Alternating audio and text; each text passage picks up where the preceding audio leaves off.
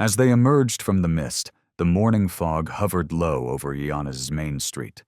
With their dark eyes alert and focused on the future, 6 enormous German shepherds moved with military precision, their muscular bodies tensing and relaxing in perfect rhythm. No restraints or leashes, just unbridled power in motion under human control. The throng strained to see who was in charge of these wonderful creatures. Then the spectators let out gasps. This was no skilled police officer or trainer leading this powerful pack. It was a child, a little girl, maybe 6 years old. Her frail body appeared impossible in comparison to the strong creatures, but they guarded her, obeying orders so faint they were almost imperceptible. The dogs would stop, turn, or move in perfect harmony with the slightest word or movement of her tiny hand.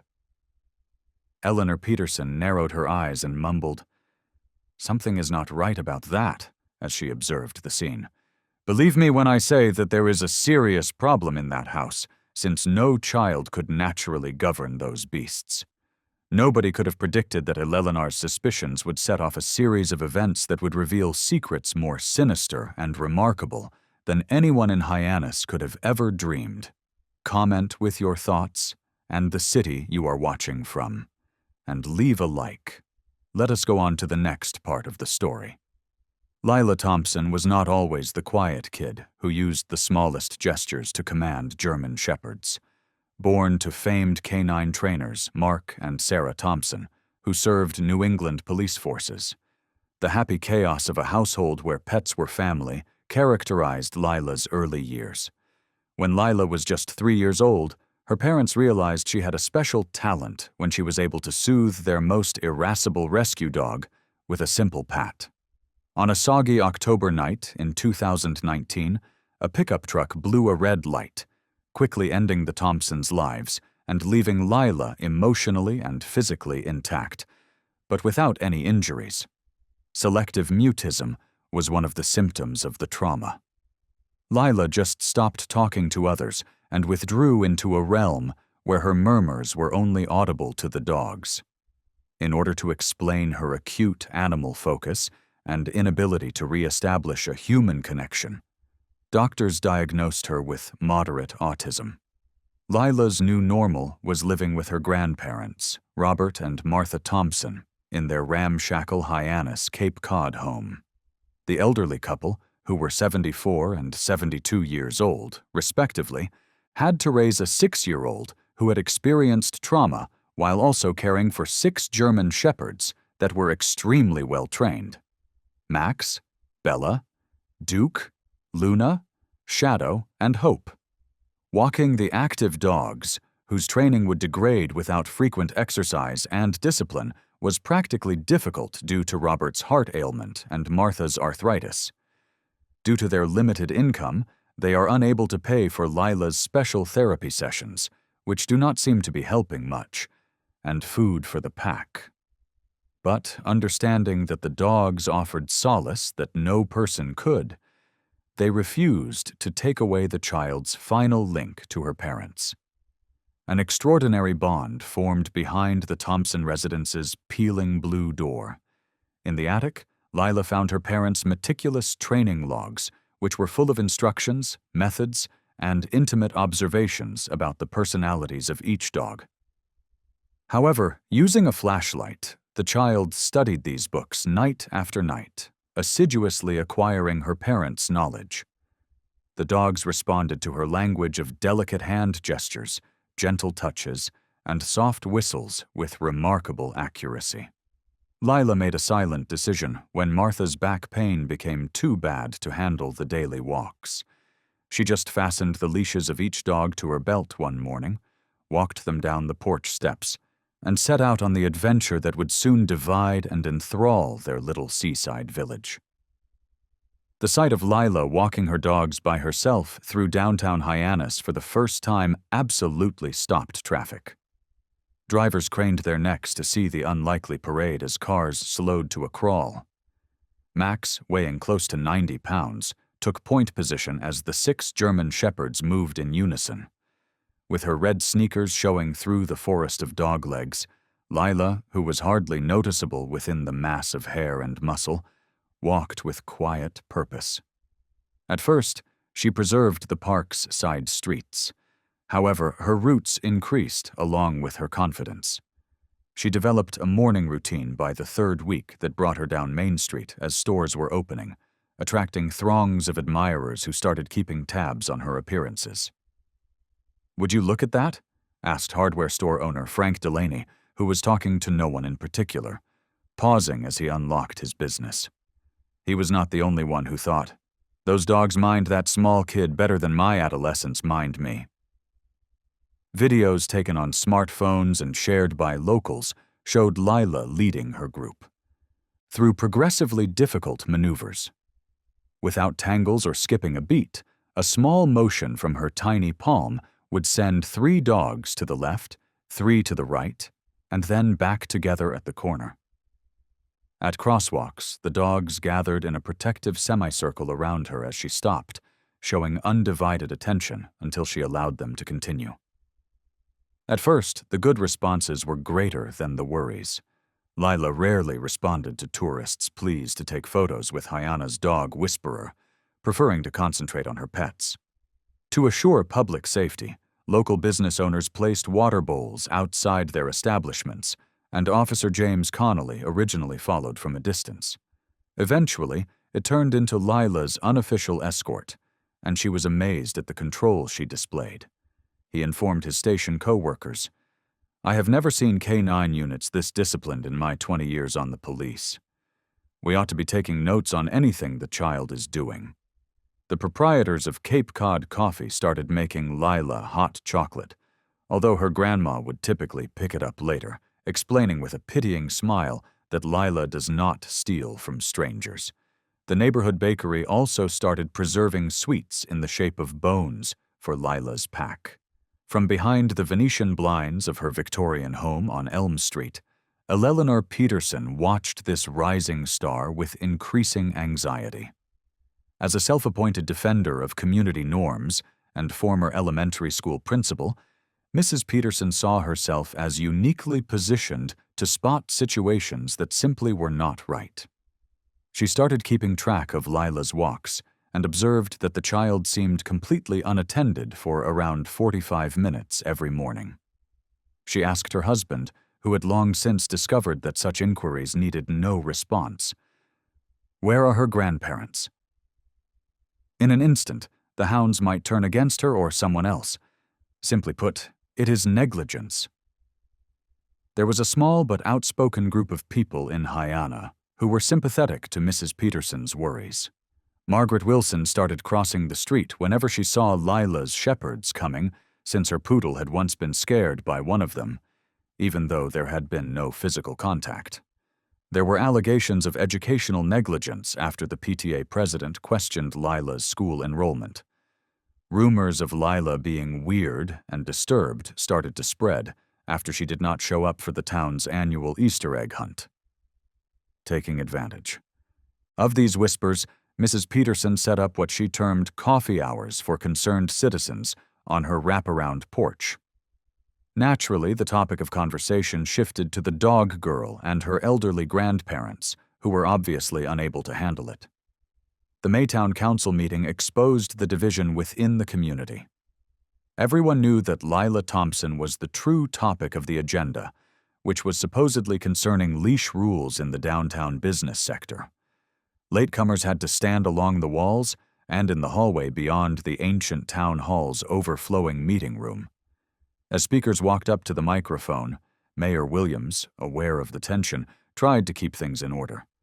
Michael Gallagher, who rolled up his sleeves to show tattooed forearms, said, "I have been operating my business on Main Street for 15 years. Those dogs attract clients. In the hopes of catching a glimpse, people come to eat on my patio. They behave better than the majority of others in this room."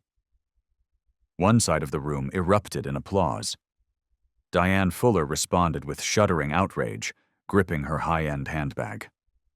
"Following his dog bite last year, my grandson is now afraid of dogs.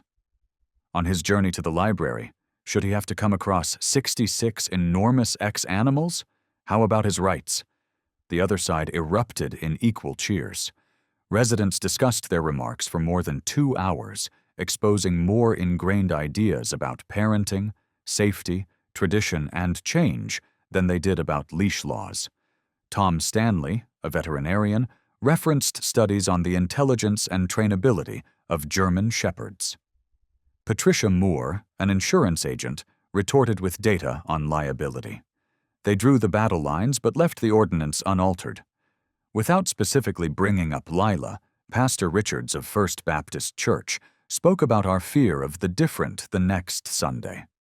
While avoiding direct mention, Father Donovan Frosttown of St. Mary's Catholic Church talked about protecting the weakest members of society. There were conflicting editorials in the Hyannis Oracle newspaper, and the comment sections turned into battlefields. Children fought over who got to be Lila during recess at Seaside Elementary, where Lila should have been in first grade, as they played Lila and the dogs. Lila herself appeared to be unaware of it all, carrying on her private correspondence with the one family she was completely familiar with. She had no idea that her little body had become the focal point of a developing storm that would soon erupt over the Thompson home, with unanticipated repercussions for all those involved. She passed through the increasingly divided town every morning like a ghost, visible to everyone but invisible to none, their gazes fixed solely on her dog friends and the road ahead. Until now, Eleanor Peterson had never thought of herself as a crusader. She sat at her old writing station and carefully affixed another signature to her self-written petition for Lila Thompson's protection in the Hyannis neighborhood. Decades of evaluating elementary school papers had honed her handwriting skills, which created each letter with purposeful precision. Although respectable thus far, 27 signatures is insufficient. If the authorities were to act, she would have to provide them a compelling mandate. Her husband was trying to enjoy his morning crossword when she yelled to him, "Charles, after lunch I need you to take me to the senior center. Betty Jackson said she would take me to her bridge club." Charles Peterson sighed and put down his newspaper. He understood the futile struggle against his wife's will after 46 years of marriage. "Don't you think you might be going too far, Eleanor? There are not any real issues because of that Thompson youngster." Eleanor's back tensed. "Charles, not yet. Not quite yet. Should we wait for a kid to get mollified by one of those beasts until harm comes to that poor, disturbed girl? Those old grandparents are obviously overburdened. Simply put, it is negligence, and I will definitely protect that child if no one else does." Eleanor's campaign had gained traction by the end of the week. Her pleas made their way through the country club, beauty parlors, and church organizations.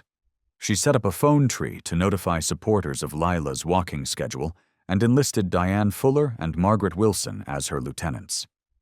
They observed from a distance, recording each time a dog strayed more than 3 feet from Lila, and each time the toddler crossed the street without turning around.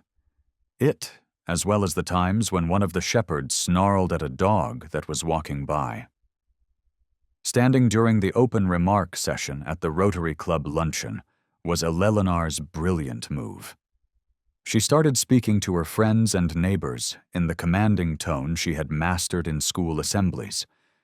"We need to take urgent action regarding a situation in our town.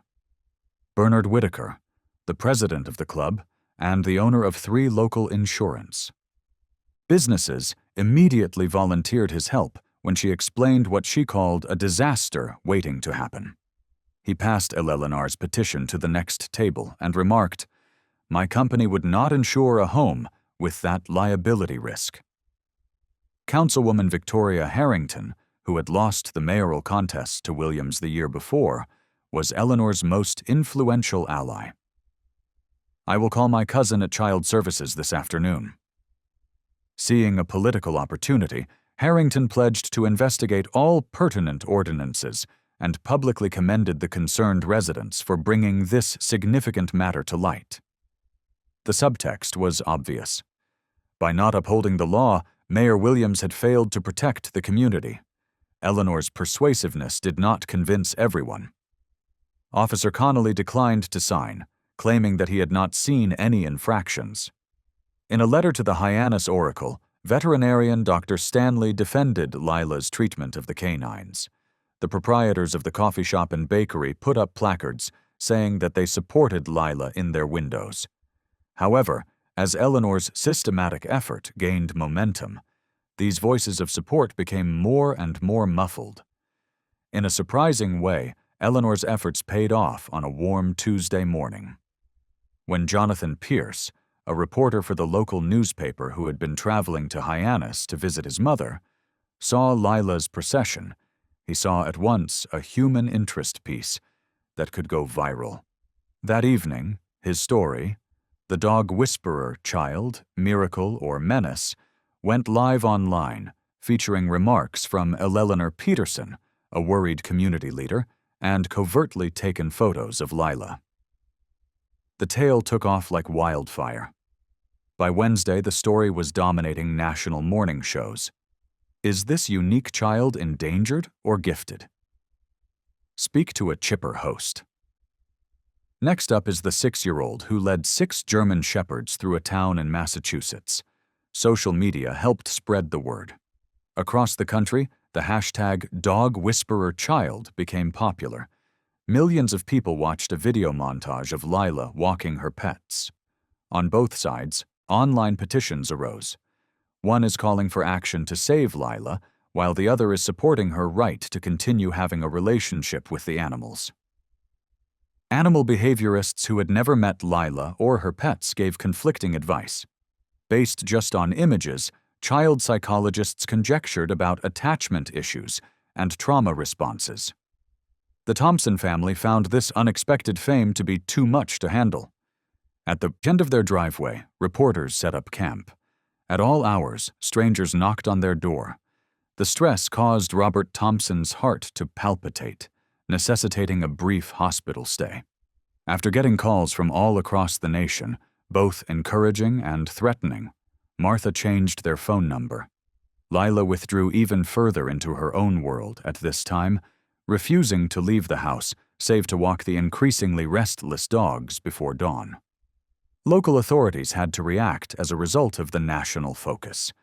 Caught between opposing factions, Mayor Williams convened an urgent conference with the town attorney, the police chief, and officials from the departments of animal control and children and families.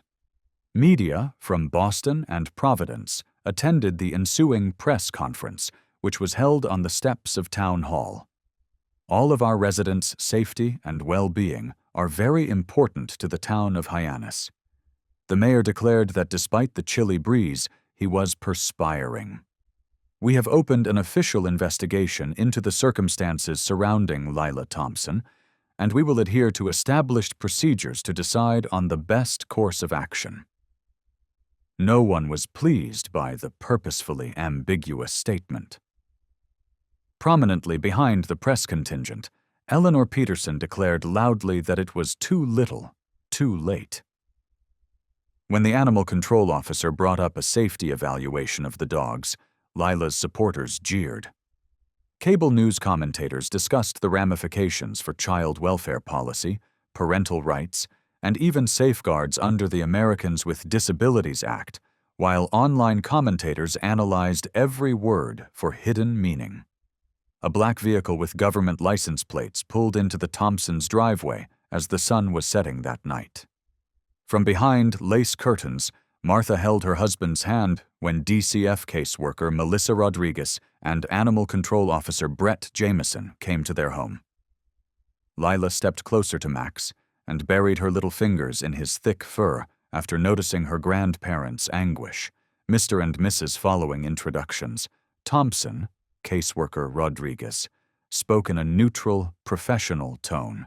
We are here to perform a preliminary evaluation in response to concerns expressed regarding the care of your granddaughter and the handling of your canines. Robert Thompson welcomed them to sit in the small living room, his voice trembling a little. As the 6 German shepherds positioned themselves in protective positions around the quiet girl, he explained that Lila is a special child. These canines became her means of maintaining a relationship with her parents after their deaths. Officer Jameson looked tiredly at the animals. It is important to adhere to safety procedures regardless of emotional attachment. Max, the biggest shepherd, stared at him resolutely as he trailed off. 6 canines this size and strength. "We acknowledge your worries," Martha interrupted, her puffy hands folded in her lap due to arthritis. However, Lila was saved by these dogs. She refused to talk or eat after the accident. When we could not get to her, the dogs did. Lila retreated into her own world as the grown-ups conversed around her, using delicate finger gestures to direct each dog to its proper spot in the room. With increasing interest, the officials observed this silent choreography. Rodriguez, the caseworker, turned to speak directly to Lila, using the straightforward language she used when working with children who had experienced trauma. "Are you content with your grandparents and the dogs here, Lila?" Lila's eyes, eerily reminiscent of her mother's, briefly locked with the caseworkers before averting their gaze. There was no vocal answer. "We've arranged a formal hearing for next Tuesday," Rodriguez eventually declared, rising from her seat. "A court will assess the matter and determine whether temporary remedies are warranted while we complete our inquiry." She gave a sheaf of documents to Martha. "This describes your rights and the next steps." They failed to spot Eleanor Peterson's automobile, parked discreetly down the block as the officials left, nor did they witness her satisfaction as she watched them go. "That unfortunate youngster will get the help she needs," she said in a whisper. Martha collapsed into her chair inside the Thompson house, tears running down her grizzled cheeks. "Robert, they will take her away. Or the canines. In either case, it will ruin her." Robert knelt down next to Lila, who was sitting on the floor with her dog guardians. Gently. "Lila, dear," he said. Lila's eyes briefly glowed with comprehension, possibly even resolve, as she said, "We are going to need your support. We need to show these folks how special you and the dogs are together." Then she resumed her head stroking, her silence more meaningful than any words she could have said. With forces assembling on both sides that would soon clash in ways no one could foresee, the fight for Lila's destiny had officially begun. 7 days prior to the planned hearing, on a clear Monday morning, the investigation into Lila Thompson's case got underway. Melissa Rodriguez, a caseworker, and Dr. Alan Foster, a child psychologist who specializes in autism spectrum disorders and trauma, arrived at the Thompson home. Martha Thompson was waiting nervously on the porch, offering them coffee from a thermos, her hands shaking. Martha led them into the living room, where Lila sat cross-legged on a faded carpet with her 6 German shepherds by her side. "Robert's not feeling well this morning," Martha explained. "His heart. You are aware of the stress." As the visitors entered, the dog moved slightly, keeping Lila in their protective formation. Max, the apparent leader, stood between Lila and the strangers, watchful but not hostile, according to Dr. Foster. With Martha's grudging consent, Rodriguez set up a small camera and stated, "We would like to record Lila's routine with the dogs, especially the morning walk that has created so much attention." The experts observed Lila for the next 3 hours as she went about her day, interacting with the dogs using a complex system of hand signals, soft vocalizations, and body language. Dr. Foster jotted down notes all the time, especially about Lila's habit of keeping eye contact with the dogs while avoiding it with people. With hushed promises that the onlookers would keep their distance, Martha assisted Lila into her jacket when it was time for the walk. Martha clarified, "If they are too close, she will not go." The dogs become defensive when they sense her nervousness. The crowd had grown considerably more than normal for the march along Main Street. News of the next hearing has spread. Rodriguez saw as the dogs formed a living barrier around Lila, tightening their shape when strangers came near. Lila performed the walk perfectly in spite of the crowd and onlookers, and the dogs obeyed her directions with amazing accuracy. "It is remarkable, Doctor," to Rodriguez, Foster whispered. "Breaking this relationship could result in serious psychological harm because of the degree of communication and mutual trust. Our concern must be her safety and development. Is this relationship healthy, or a coping mechanism preventing proper healing and socialization?" Rodriguez, who had been trained to maintain objectivity, reminded him. They followed from a distance until Eleanor Peterson appeared out of the crowd and walked purposefully toward Rodriguez.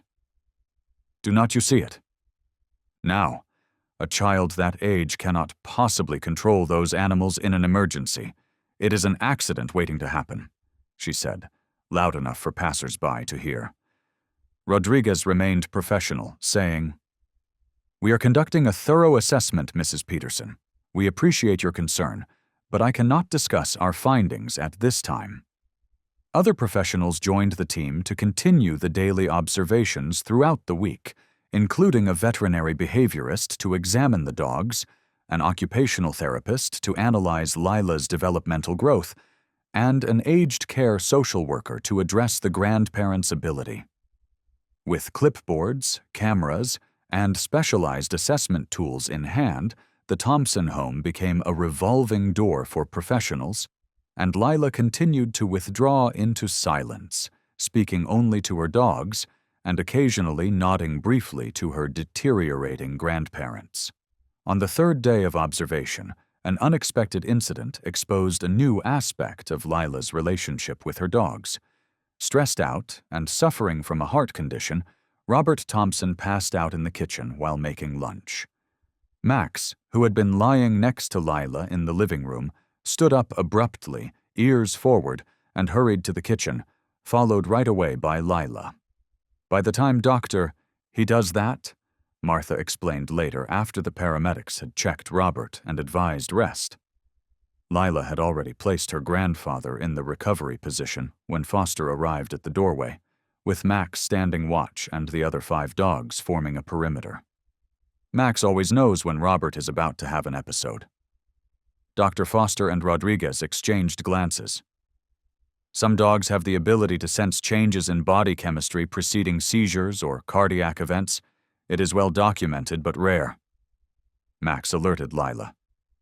"No," Martha said, rearranging the blanket around her husband's shoulders. "Sometimes before Robert feels it himself." Max alerted, and Lila understood. Those two speak their own language. Ever since her parents passed away, it seems as though she has been overcome by emotion. The fact that Max was able to identify Robert's cardiac events added a new level of complexity to the case.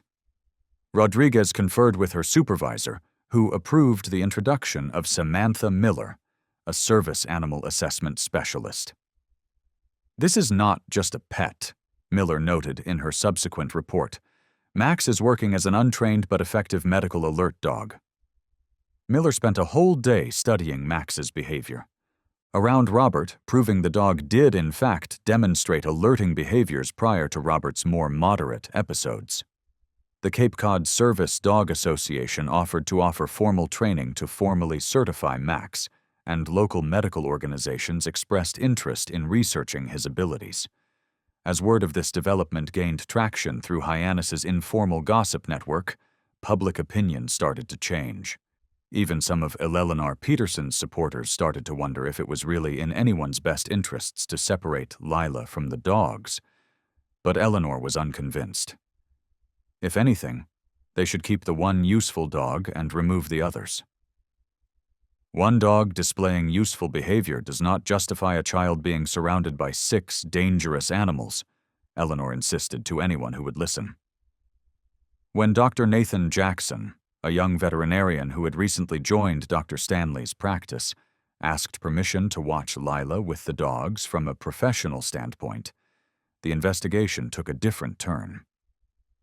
Dr. Jackson, who had trained at Cornell and specialized in animal behavior, was tall and a little awkward, with wire-rimmed glasses that were always sliding down his nose. In order to obtain as many expert opinions as possible prior to the hearing, Rodriguez consented to his participation. Dr. Jackson took a different approach to his observation than the other professionals, who were cautiously detached and objective.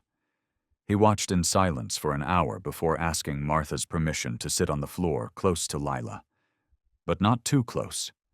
On his third visit, something extraordinary occurred. Dr. Jackson, still sitting on the floor a few feet away from Lila, used one of her hand signals, a slight rotation of the wrist, followed by a finger tap. Previously, he had just sat quietly, taking notes occasionally, but mostly just watching. Over time, he started to mimic Lila's hand signals when she was not looking, studying the subtle variations in her movements. Dr. Jackson said softly, "I hope you do not mind," referring to Lila directly rather than to the adults, after Luna, the smallest of the shepherds, gave him a questioning glance before coming to sit in front of him. Lila turned, startled, and for the first time looked directly at one of the observers. Lila did not say anything, but she grabbed a notebook from the side table and pushed it toward Dr. Jackson, who opened it to find intricate handwriting. And next to them, simpler versions in what looked like a child's hand. "I have been studying your language, and it is very sophisticated." He gave another signal, and Duke laid down in response. "Did your parents teach you this?" That evening, Dr. Jackson presented his results to Rodriguez and the team. "Your parents' training journals," he said, understanding dawning. "You've been studying them and adapting them." Lila nodded almost imperceptibly, the first intentional response she had made to any of the specialists.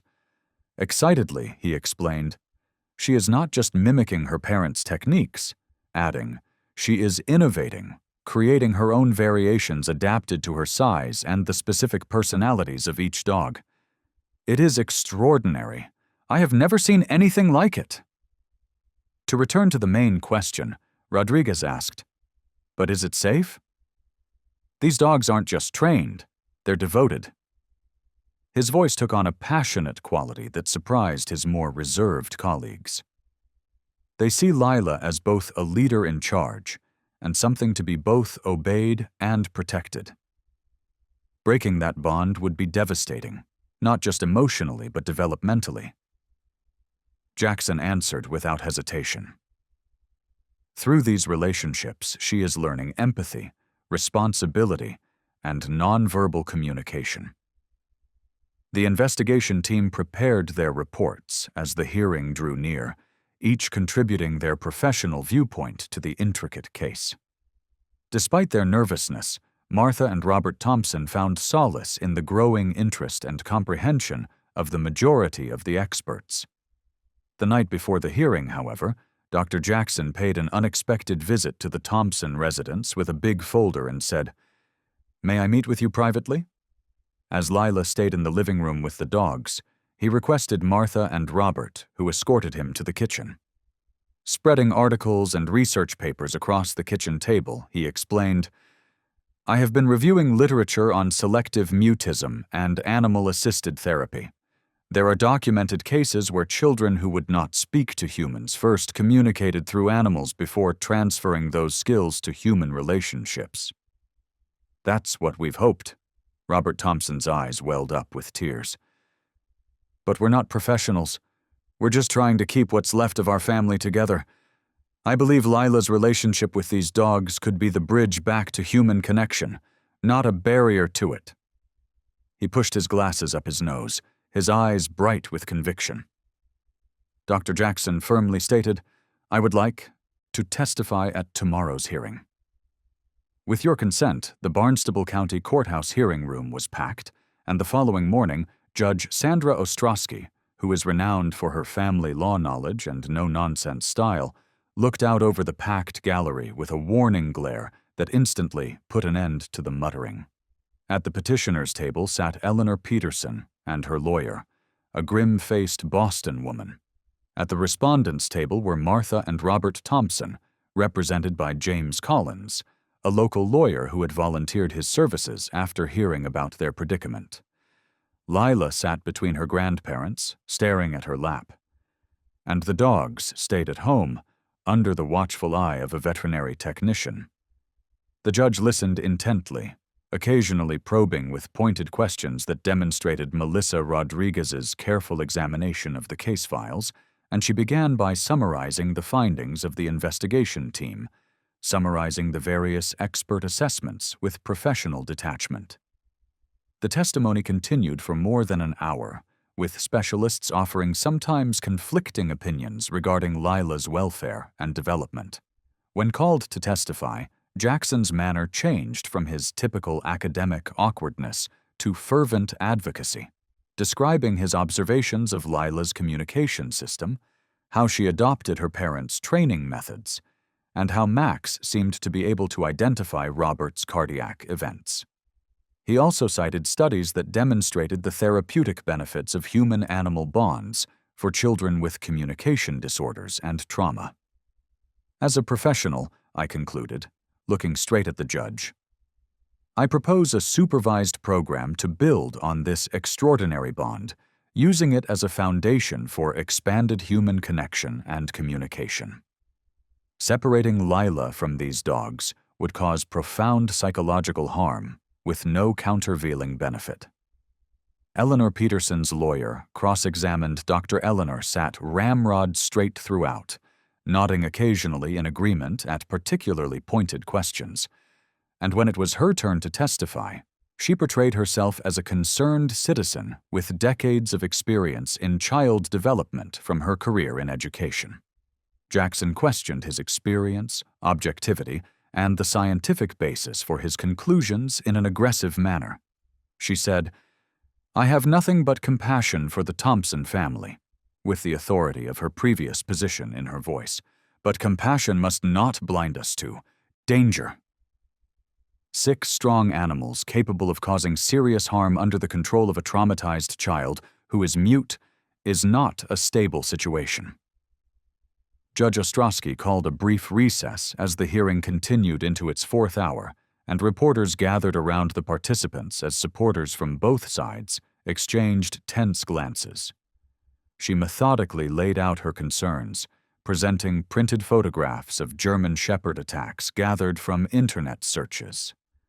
Prevention is our responsibility. Must we wait for tragedy before acting? As the judge reopened the case, the lawyers made their closing arguments, with the Thompsons' lawyer focusing on family preservation and the special therapeutic relationship, while Peterson's counsel emphasized safety concerns and the developmental implications of Lila's isolation with the dogs. Robert Thompson sat heavily on a bench, and Martha rubbed his arm soothingly while keeping a watchful eye on his color. Judge Ostrowski said, "I would like to hear from Lila Thompson if she wishes to speak," before I made my decision. Everyone in the courtroom knew that the child had not spoken in public since the death of her parents, so there was a murmur. Martha leaned down to whisper to Lila, who shook her head slightly, her eyes still sad. The judge nodded sympathetically. Very well. A disturbance at the rear of the courtroom interrupted her, and Max, who had somehow managed to get out of the Thompson house, bounded down the center aisle. The veterinary technician, who was trying to catch up with him, apologized breathlessly. Gasps and shouts filled the courtroom as the huge German Shepherd headed straight for Lila, ignoring the bailiff who stepped in to stop him.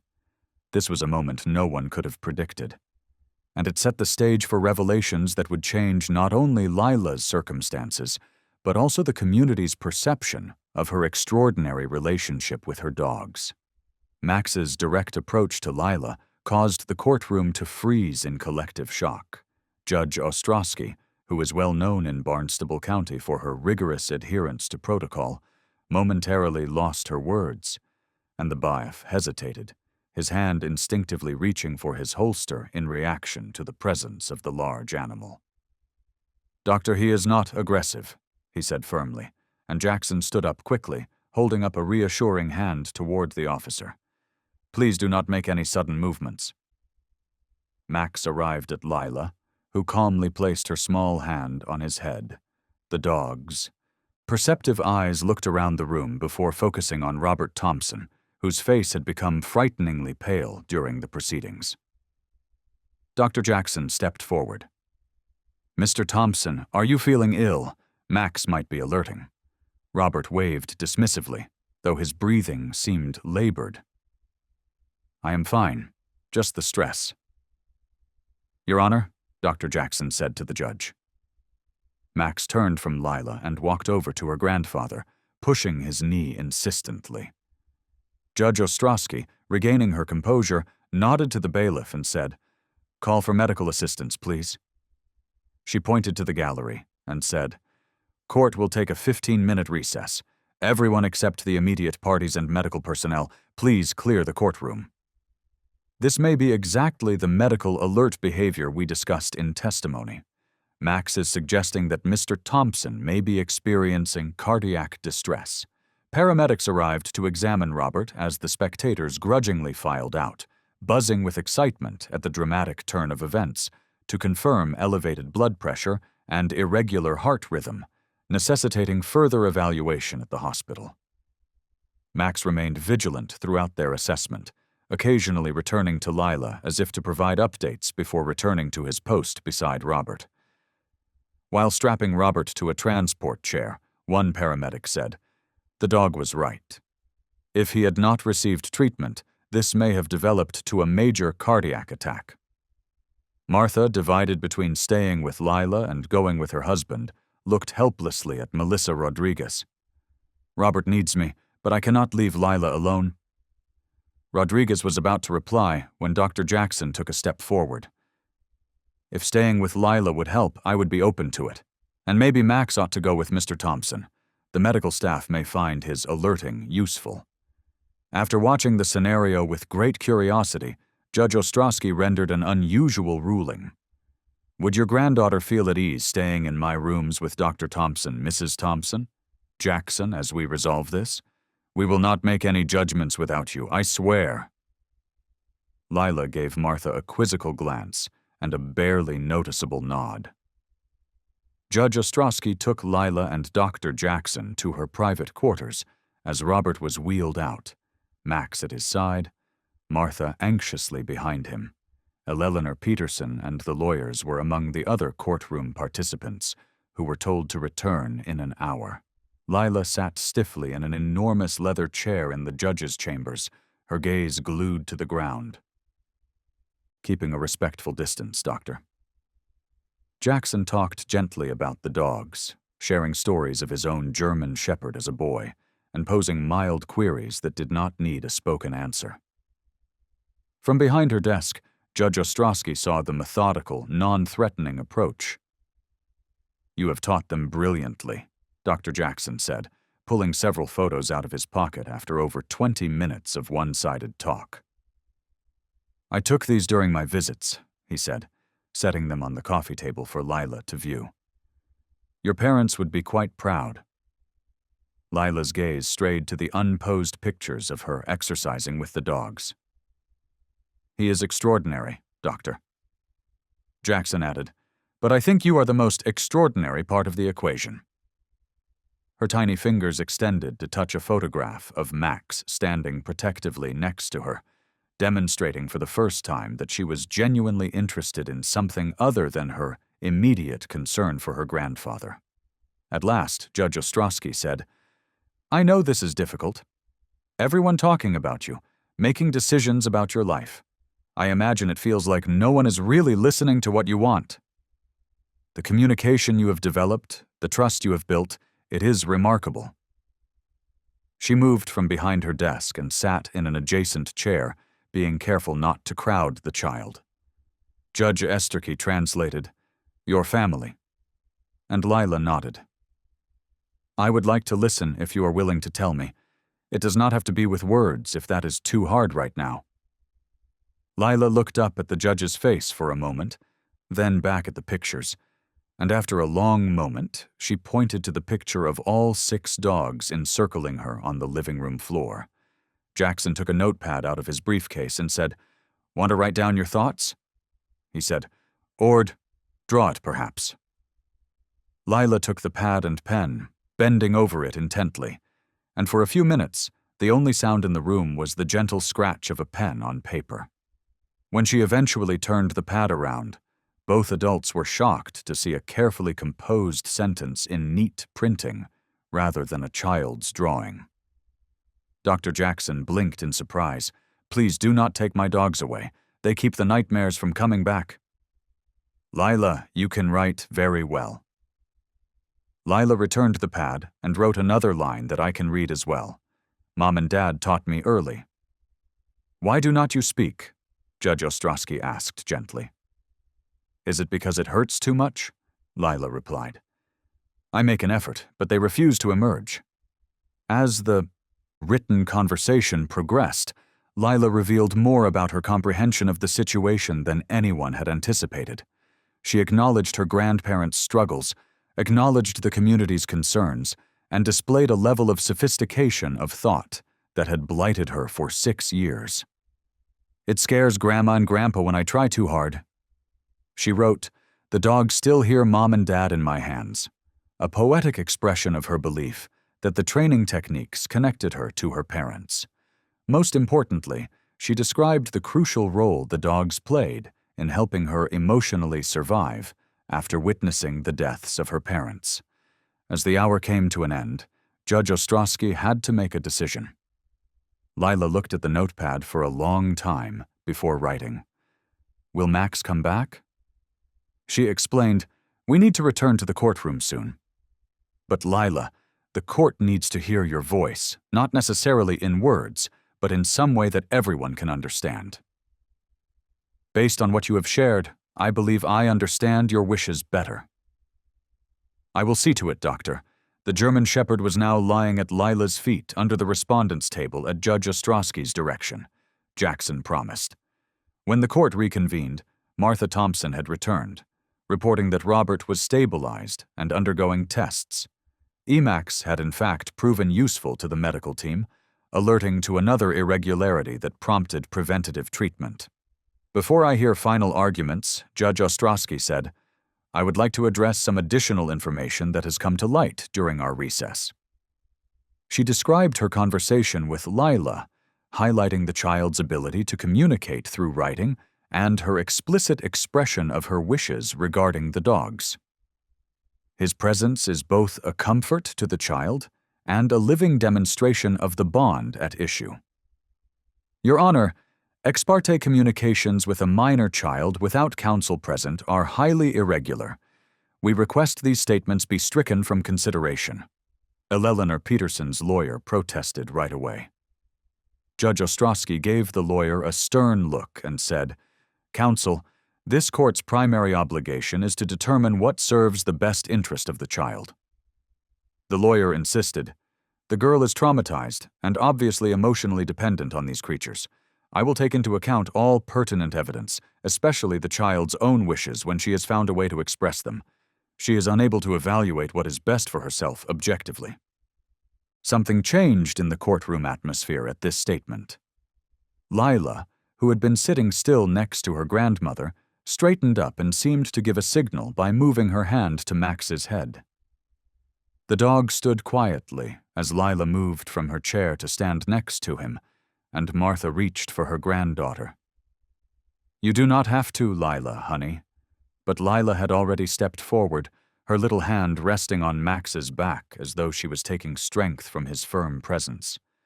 And the courtroom went silent as everyone's eyes were focused on the small figure who had become the focal point of such a rift in the community. Lila looked up, her eyes wandering erratically among the unfamiliar adults before settling on Judge Ostrowski's face. Max pressed closer to her side, and she drew a deep breath.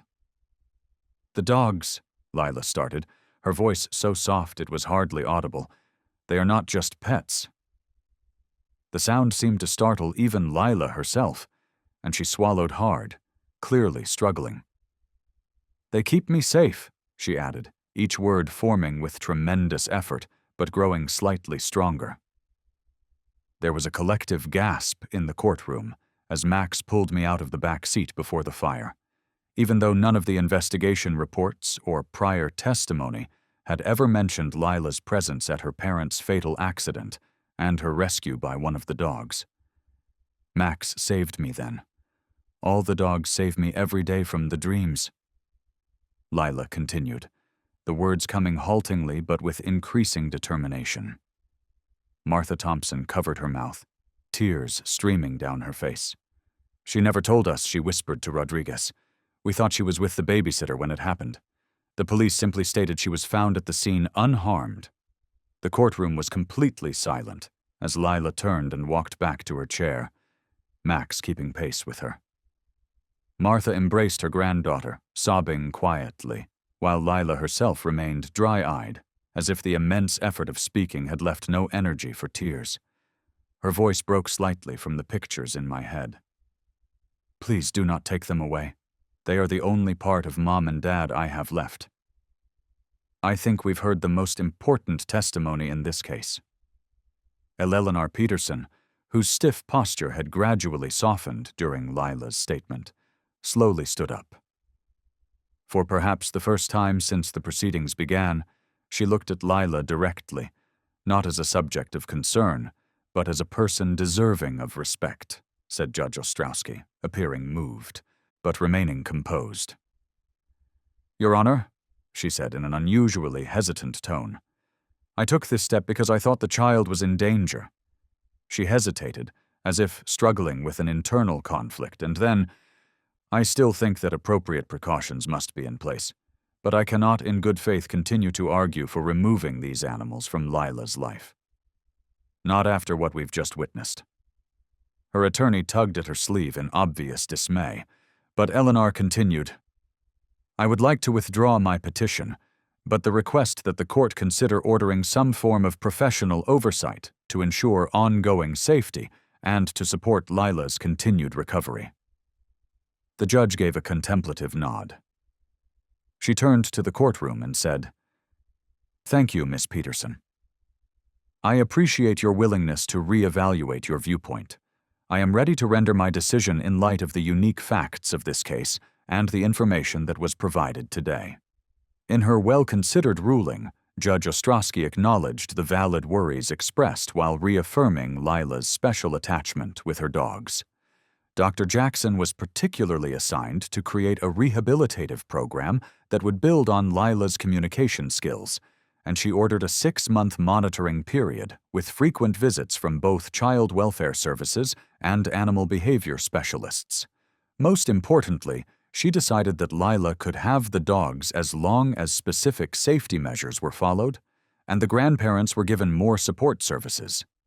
She came to the conclusion that this court acknowledges that there are never ideal answers in circumstances involving childhood trauma. When a child discovers a way to recovery, no matter how unorthodox, it is our duty to support that path while making sure the right precautions are in place. I have made an effort to do it today. The courtroom was alive with talk as the hearing came to an end. While onlookers argued over the judge's ruling, reporters scrambled to submit their tales. Lila seemed unaffected by the chaos surrounding her, staying by her grandmother's side the entire time, one hand on Max's head. She had retreated into stillness once more after finding her voice after 2 years of silence. But this time the quiet was different. It was one of choice rather than trauma, and was occasionally broken by a murmured message to the dog that had twice saved her life. The day following the clear sky, and a tangible sense of relief, filled the Thompson home with hearing. Lila walked her dogs across town with increased confidence, completing her morning routine without anybody watching for the first time in weeks. The residents of the town paused to offer their congratulations on the judge's ruling. However, Lila's responses were still mostly nods rather than words. Later, Martha informed Melissa Rodriguez that Lila had made some progress despite the lengthy pause in communication over practical issues, saying a few sentences at home. Martha said, "It is as if breaking that barrier in court opened a door, when Rodriguez conducted his initial monitoring visit. Although she is not particularly talkative, she does not seem to be as afraid of the words anymore. As more recent stories caught the public's interest, the media's focus progressively waned. Unexpectedly, Eleanor Peterson remained silent with dignity, turning down every interview request and stepping away from her regular community engagements. She rarely left her Victorian home except to run necessary errands, but neighbors claimed to have seen lights in her house at strange hours. Eleanor was reevaluating several things, her husband told his golfing companions, but he did not elaborate. Dr. Jackson started carrying out the court-ordered treatment program 2 weeks following the hearing. He worked with Lila and the dogs at the Thompson residence 3 times a week, recording their development and progressively implementing structured activities meant to help Lila communicate with people other than her dog friends. Still unwell following his heart attack, Robert watched these sessions from his armchair, occasionally making recommendations based on his recollection of his son's training methods. Dr. Jackson proposed holding the treatment session outside in the public garden by the port on a Thursday in early June that was unusually warm. He informed Martha that a controlled change of environment might help us examine how Lila and the dogs adapt to varied settings. Plus, I think you could all use some sunshine. Lila led the dogs through a variety of activities as she prepared to respond to Dr. Jackson's straightforward inquiries with nods or one-word answers.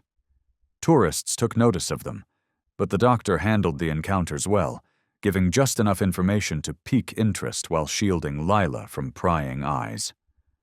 Lila tightened abruptly as they were about to head home, her palm gripping Max's fur more tightly. Dr. Jackson followed her eyes and saw Eleanor. Peterson standing still on the garden path, holding a shopping bag, and looking at them with an enigmatic face. Before he could intercede, Eleanor said, bending slightly as though she were carrying an unseen burden. She paused at a polite distance and murmured, "Lila," quietly. Her gaze strayed to Dr. Jackson, who was obviously under close monitoring, and she said, "I wonder if I can speak with you for a moment." Lila, who had drew the dogs closer but was not in any immediate distress, caught Dr. Jackson's attention. "It is your choice, Lila." He made sure she understood. "If you do not want to, you are under no need to speak with anyone." He was surprised when Lila nodded slightly, but she put Max in between Eleanor and herself. Eleanor interpreted this as permission and stepped forward hesitantly. She said, "I owe you an apology," without the normal tone of authority in her voice. "I was wrong to try to keep you away from your dogs, even though I believed I was protecting you." She paused, as if she was having trouble coming up with something to say. "Actually, I have been too embarrassed to tell you about it until now, but I have a more private purpose for talking to you." Dr. Jackson stiffened, watching for Lila to show any signs of distress. "Maybe this is not the right time, Mrs. Peterson." "I was there," Eleanor broke off, her words spilling out as though she was at a loss for words. "It was raining so hard," Eleanor added. "The night your parents died, it was my car that ran the red light."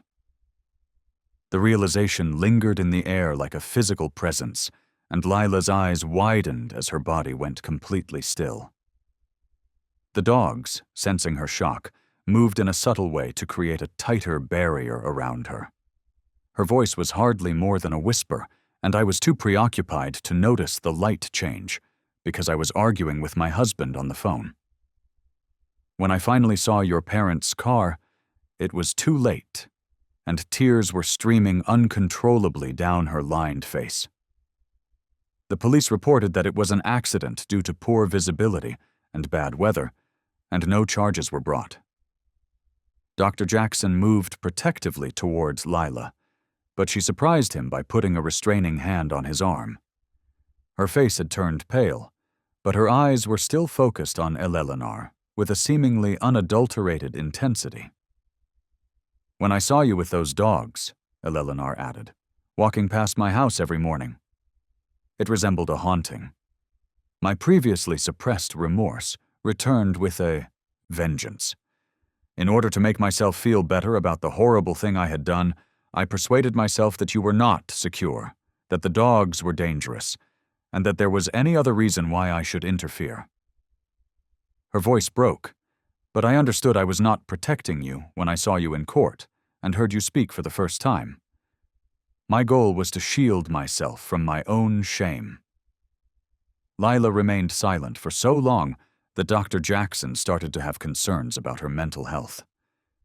Just as he was ready to propose going home, she spoke in a tiny but distinct voice. You wounded my parents. Eleanor nodded, her eyes welling up with tears. Yes, and I will never be able to repair that damage. If you despise me, I get it, Lila intervened, revealing to both adults that the dogs had detected your scent. They often became anxious when we passed your house because of this. They recalled the mishap.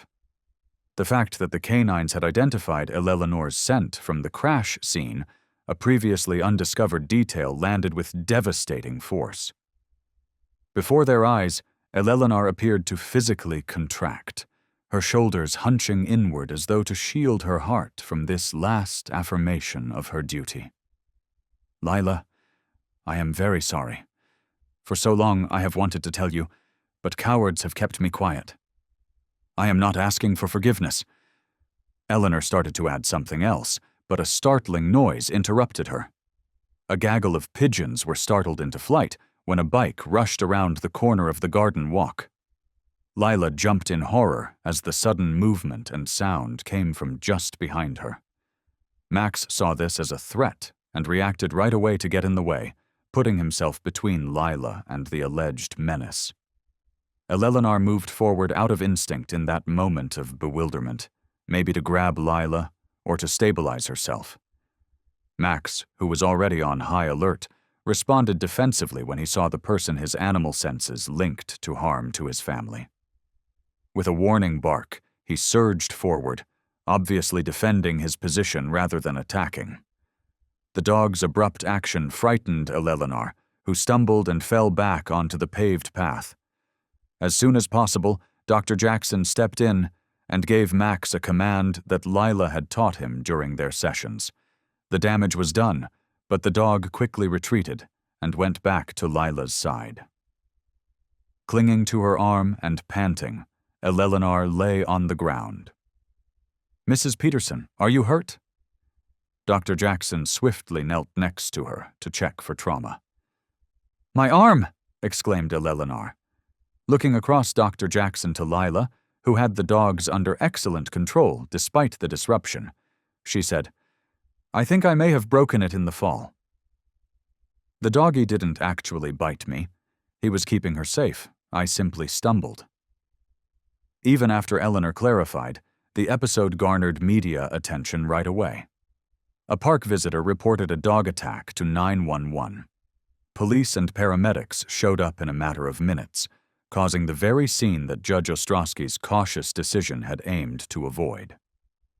Officer Connolly approached Lila reluctantly as Eleanor was led away on a stretcher, still claiming Max had not harmed her. It is standard procedure when there is an injury involved, even if it was not a direct bite. I am sorry, Lila, he said gently, but I will need to take Max to animal control until this incident can be properly investigated.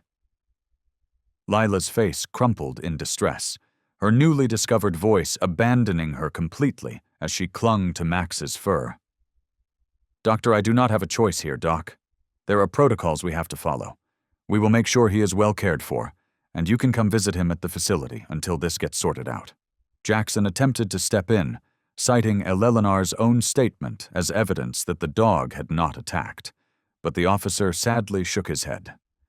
Lila found her voice as Officer Connolly carefully fastened a lead to Max's collar. No, she screamed, the one word containing all the pain of a kid experiencing yet another terrible loss. Please, he was just defending me, she said. I am sorry, Lila. The officer hesitated, clearly caught between protocol and compassion. "Do not take him. It is only temporary. I swear, we will sort this out." Eleanor made a feeble attempt to step in from her stretcher, telling the paramedics that it was not the dog's fault. "Please note that in your report, I fell. The dog was protecting the child, as he should have, but protocol won out. The incident at the public garden would turn out to be the darkest point in Lila's journey, a cruel turn of events that threatened to undo all the progress she had made." Max was led reluctantly toward the animal control vehicle, and Lila collapsed into Dr. Jackson's arms, sobbing with an abandon that broke the hearts of everyone present. The 5 shepherds that remained gathered around Lila, whining in distress at the removal of their packmates and their young handler's obvious anguish. The next morning, however, Lila Thompson was sitting quietly on the front porch of her grandparents' house with her 5 surviving German shepherds, surrounded by the seeds of an unexpected reversal that would change not only Lila's life, but the entire community's perception of loyalty, forgiveness, and healing. She had not spoken since Max's removal, returning to the quiet that had marked the months following the deaths of her parents. Martha repeatedly tried to console her granddaughter, bringing untouched favorite foods and reassuring her, but her efforts were fruitless. Robert, defying his doctor's orders, called every official he could find to request intervention in what he called a serious miscarriage of justice. "He is being well treated, Doctor," Jackson assured Lila, crouching to meet her sad eyes, "and Officer Connolly is speeding up the review process." Jackson arrived early, having spent the previous evening at the animal control facility making sure Max received the proper care. The dog had remained calm but alert, displaying none of the aggression that might justify extended quarantine. Melissa Rodriguez, the promised expedited review, arrived just before noon in the Thompson driveway, carrying a tablet and wearing the solemn expression of a professional delivering bad news. "We have a situation," she explained after Martha invited her inside. "Mrs. the hospital has released Peterson, who suffered a fractured wrist. The incident has prompted an obligatory safety assessment under Judge Ostrowski's order, even though she still maintains that the dog did not assault her directly." Robert struck the kitchen table with his palm. "From the accident that killed our kid to the most recent event, that woman was the cause of it all. She is solely responsible for it." Lila turned to Dr. Jackson. "You were there during the incident. I need your detailed account for my report." Mr. Thompson Rodriguez warned, "Emotional responses will not help Lila now. We need to focus on the legal parameters and how best to navigate them." While the adults gathered in the kitchen, Lila stayed on the porch, seemingly oblivious to the crisis that was taking place around her.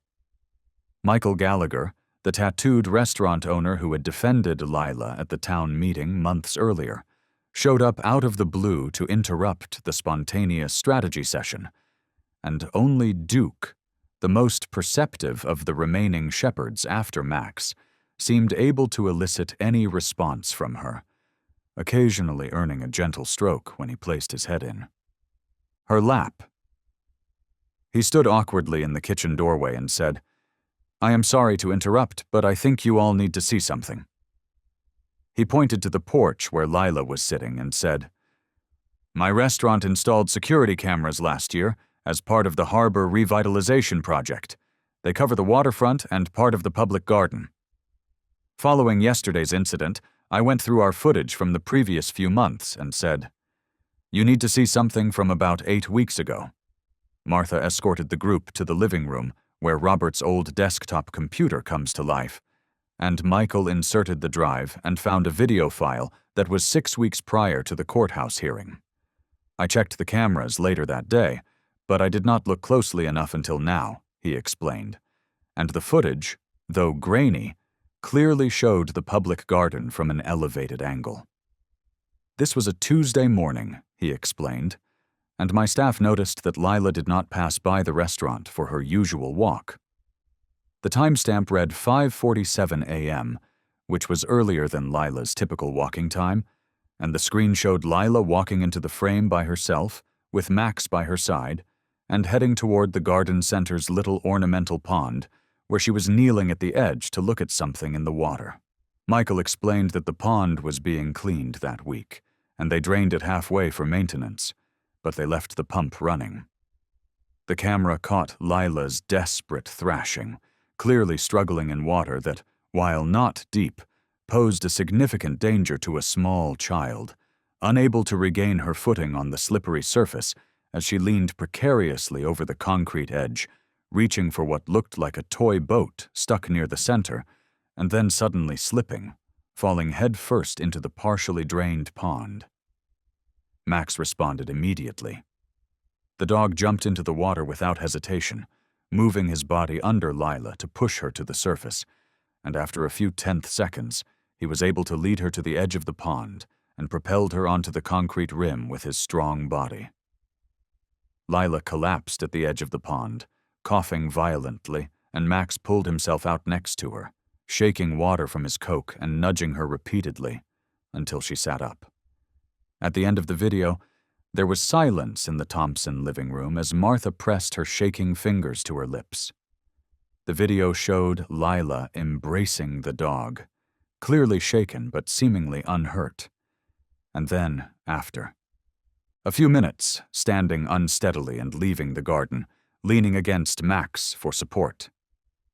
"She never told us," she muttered, "but she claimed to have slipped in a puddle. She had damp clothes when she got home that morning."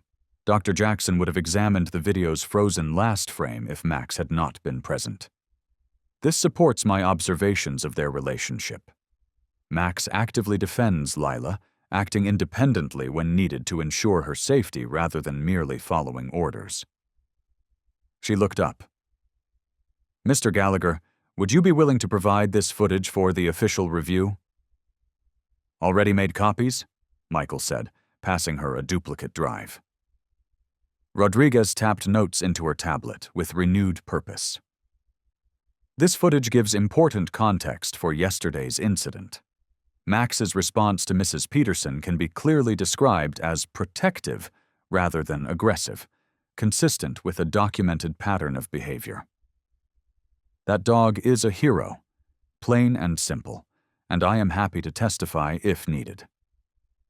The video's existence quickly spread through Hyannis's effective gossip network, and the community members who had been indifferent to the initial controversy now voiced their outrage at Max's continued detention. By mid-afternoon, a small group of people had gathered outside the animal control facility with hurriedly made signs that read, "Free Max and heroes do not belong in cages." When Eleanor Peterson herself showed up to the Thompson residence, the morning's events took an even more dramatic turn. Her cast on her arm and her determined face in spite of the obvious discomfort. She avoided the house completely this time, heading straight to the porch where Lila was still sitting with her dog protective escort. She said the word, "Lila," keeping a polite distance. "I just found out about Max saving you in the pond incident." She seemed to gather her courage and paused. "You do not realize how horrible what I did was. It was not exactly the accident I told you about yesterday that killed your parents." As Eleanor went on, Lila looked up, her face reserved but focused. "But I told you that my spouse and I were fighting, which kept me preoccupied. It was accurate, but I swallowed hard too. During lunch, I had consumed 2 glasses of wine. I should not have been driving in bad weather, but not enough to be legally intoxicated based on the results of the blood test. The police were aware, but because of my standing in the community and my spotless past, they were forgiving." Delivered in a voice loud enough for the adults now standing in the doorway to hear, Eleanor's confession struck like a punch to the body. Robert's expression darkened with fresh rage, and Martha let out an audible scream. "For the past 2 years, I have been living with this secret," Eleanor went on, tears running down her cheeks, "using my power to conceal the whole truth and persuading myself that it was in everyone's best interests. I became terrified when I saw you with those dogs because I thought they may identify me and reveal what I had done. I was actually defending myself, even though I persuaded myself I was protecting you." Her unaffected hand delved into her purse and pulled out an envelope. "I just got out of the police station, where I corrected the record by giving a full statement. Additionally, I have resigned from every community post." She put the envelope on the step of the porch. This official letter expressly acknowledges Max's appropriate behavior as a protective service animal and accepts full responsibility for the situation from yesterday. Judge Ostrowski's office and animal control had already received it from my lawyer. After examining Eleanor's face for a considerable amount of time, Leela spoke in a quiet but distinct voice. "Why now?" But the weight of the inquiry made Eleanor's shoulder slump. Because I realized how seriously I had failed to accept responsibility for my actions after seeing that surveillance film, and saw Max risk everything to save you without hesitation. Compared to me, that dog has displayed greater bravery and moral character. She used her good hand to wipe away her tears. "I am unable to save your folks. Although I cannot repair the damage I have done, I can at least work to make sure my actions do not lead you to lose someone else you love." A police cruiser arrived into the driveway as though these words had beckoned the vehicle. Officer Connolly came out first, then someone he knew. Max tugged at his leash, eager and attentive. The officer's wrinkled face broke into a smile as he cried out, "Special delivery." The evaluation process moved more quickly after Mrs. Peterson's remark. Officially exonerated of any crime, Max is now a service animal as per the court decision. For years to come, Hyannis would hear stories about what transpired next. Lila, who had just moments before been quiet and reserved, cried out in sheer delight and ran down the porch steps. Max sat quietly until Officer Connolly untied his leash as he saw his young handler coming. Then, in a reunion of unrestrained emotion, dog and child collided. Lila buried her face in Max's fur and said something only he could hear while his tail whipped the air. Eleanor Peterson's eyes were watering as she watched the spectacle. Tears of a more profound emotion than self-pity, a mixture of regret and the first hesitant hope of salvation. She had unintentionally created a road toward healing, not only for Lila, but possibly for herself as well, with her broken confession of remorse and the actions that followed. When the harsh light of day finally revealed the long-hidden truth, it was painful, but ultimately freeing for everyone. Following Max's brief incarceration, Hyannis experienced life-altering events in Lila Thompson's world during the summer. In order to properly recognize Max as a service animal and set a precedent that would help other families in Massachusetts with comparable requirements, Judge Ostrowski modified her initial decision. The classification included Lila's entire pack, recognizing their shared responsibility for her emotional healing while upholding appropriate safety precautions. Eleanor Peterson's public admission caused a stir in the neighborhood. Some locals felt betrayed, especially those who had backed her campaign against Lila's pets. Others praised her belated honesty, acknowledging the fortitude it took to acknowledge such a catastrophic error. The district attorney reviewed the matter, but ultimately decided against bringing criminal charges, determining the statute of limitations on the minor offenses and insufficient evidence for more serious accusations. Nevertheless, Eleanor voluntarily surrendered her driver's license and began attending weekly addiction rehabilitation classes at the community center. Most unexpectedly, Eleanor started a civil settlement with the Thompsons, creating a trust fund for Lila's future needs and schooling. After Eleanor set up the trust to provide continuing support for the dog's upkeep and training, Martha and Robert finally agreed, despite their initial resistance, because they saw the money as a blood payment for their son's death. Martha told Robert, "We cannot change the past," during one of their late-night conversations about it. We can, however, ensure Lila's future. Mark and Sarah would have preferred that. However, Dr. Nathan Jackson's ongoing work with Lila and her pets was the most noteworthy advancement. He created a systematic program that combined conventional counseling methods with animal-aided therapy, building on the communication strategies he had seen.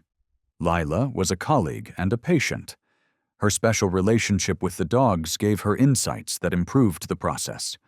Lila is more than just a youngster with well-behaved pets. At Cape Cod Hospital's Behavioral Health Conference, Dr. Jackson gave an explanation to a group of mental health specialists. She's devised a sophisticated communication system that spans human and canine comprehension, allowing for intricate collaborative activities additional significantly. By offering her emotional stability under acute trauma, this method has successfully avoided additional detrimental effects on her growth. By September, academics from Tufts University Center for Animals and Public Policy became interested in Lila as news of her improvement circulated through professional networks. Following much deliberation and planning to guarantee Lila's comfort, Martha and Robert decided to permit a small-scale study that would document the therapeutic advantages of Lila's relationship with her dogs. A prestigious publication would eventually publish the manuscript that Lila co-authored with Dr. Jackson, citing Lila as a young contributor. Lila herself continued to emerge from her protective silence, speaking more frequently, albeit still largely with family members and Dr. Jackson. Early reading helped her develop a vocabulary that was sophisticated for her age, which occasionally surprised adults who were not expecting philosophical observations in a child's voice. During one session, she told Dr. Jackson, "The dogs do not need me to talk. They comprehend anyway, but people need words to understand sentiments." When public school reopened in the fall, the Thompsons faced another difficult decision. For a child still healing from trauma and used to canine rather than human company, traditional classroom settings clearly created difficulties. After much discussion with teachers and therapists, they came up with a modified attendance schedule that lets Lila attend classes in the morning and continue her treatment sessions in the afternoons. At first, the school administration refused Lila's request to bring Max as a service animal, claiming that he may cause disruptions and cause allergies. The community, which had been so split months before, united in support once more. Petitioners signed them. After a special meeting, the school committee came to an agreement. During Lila's transition to school, Max would be beside her, easing his presence as she settled in.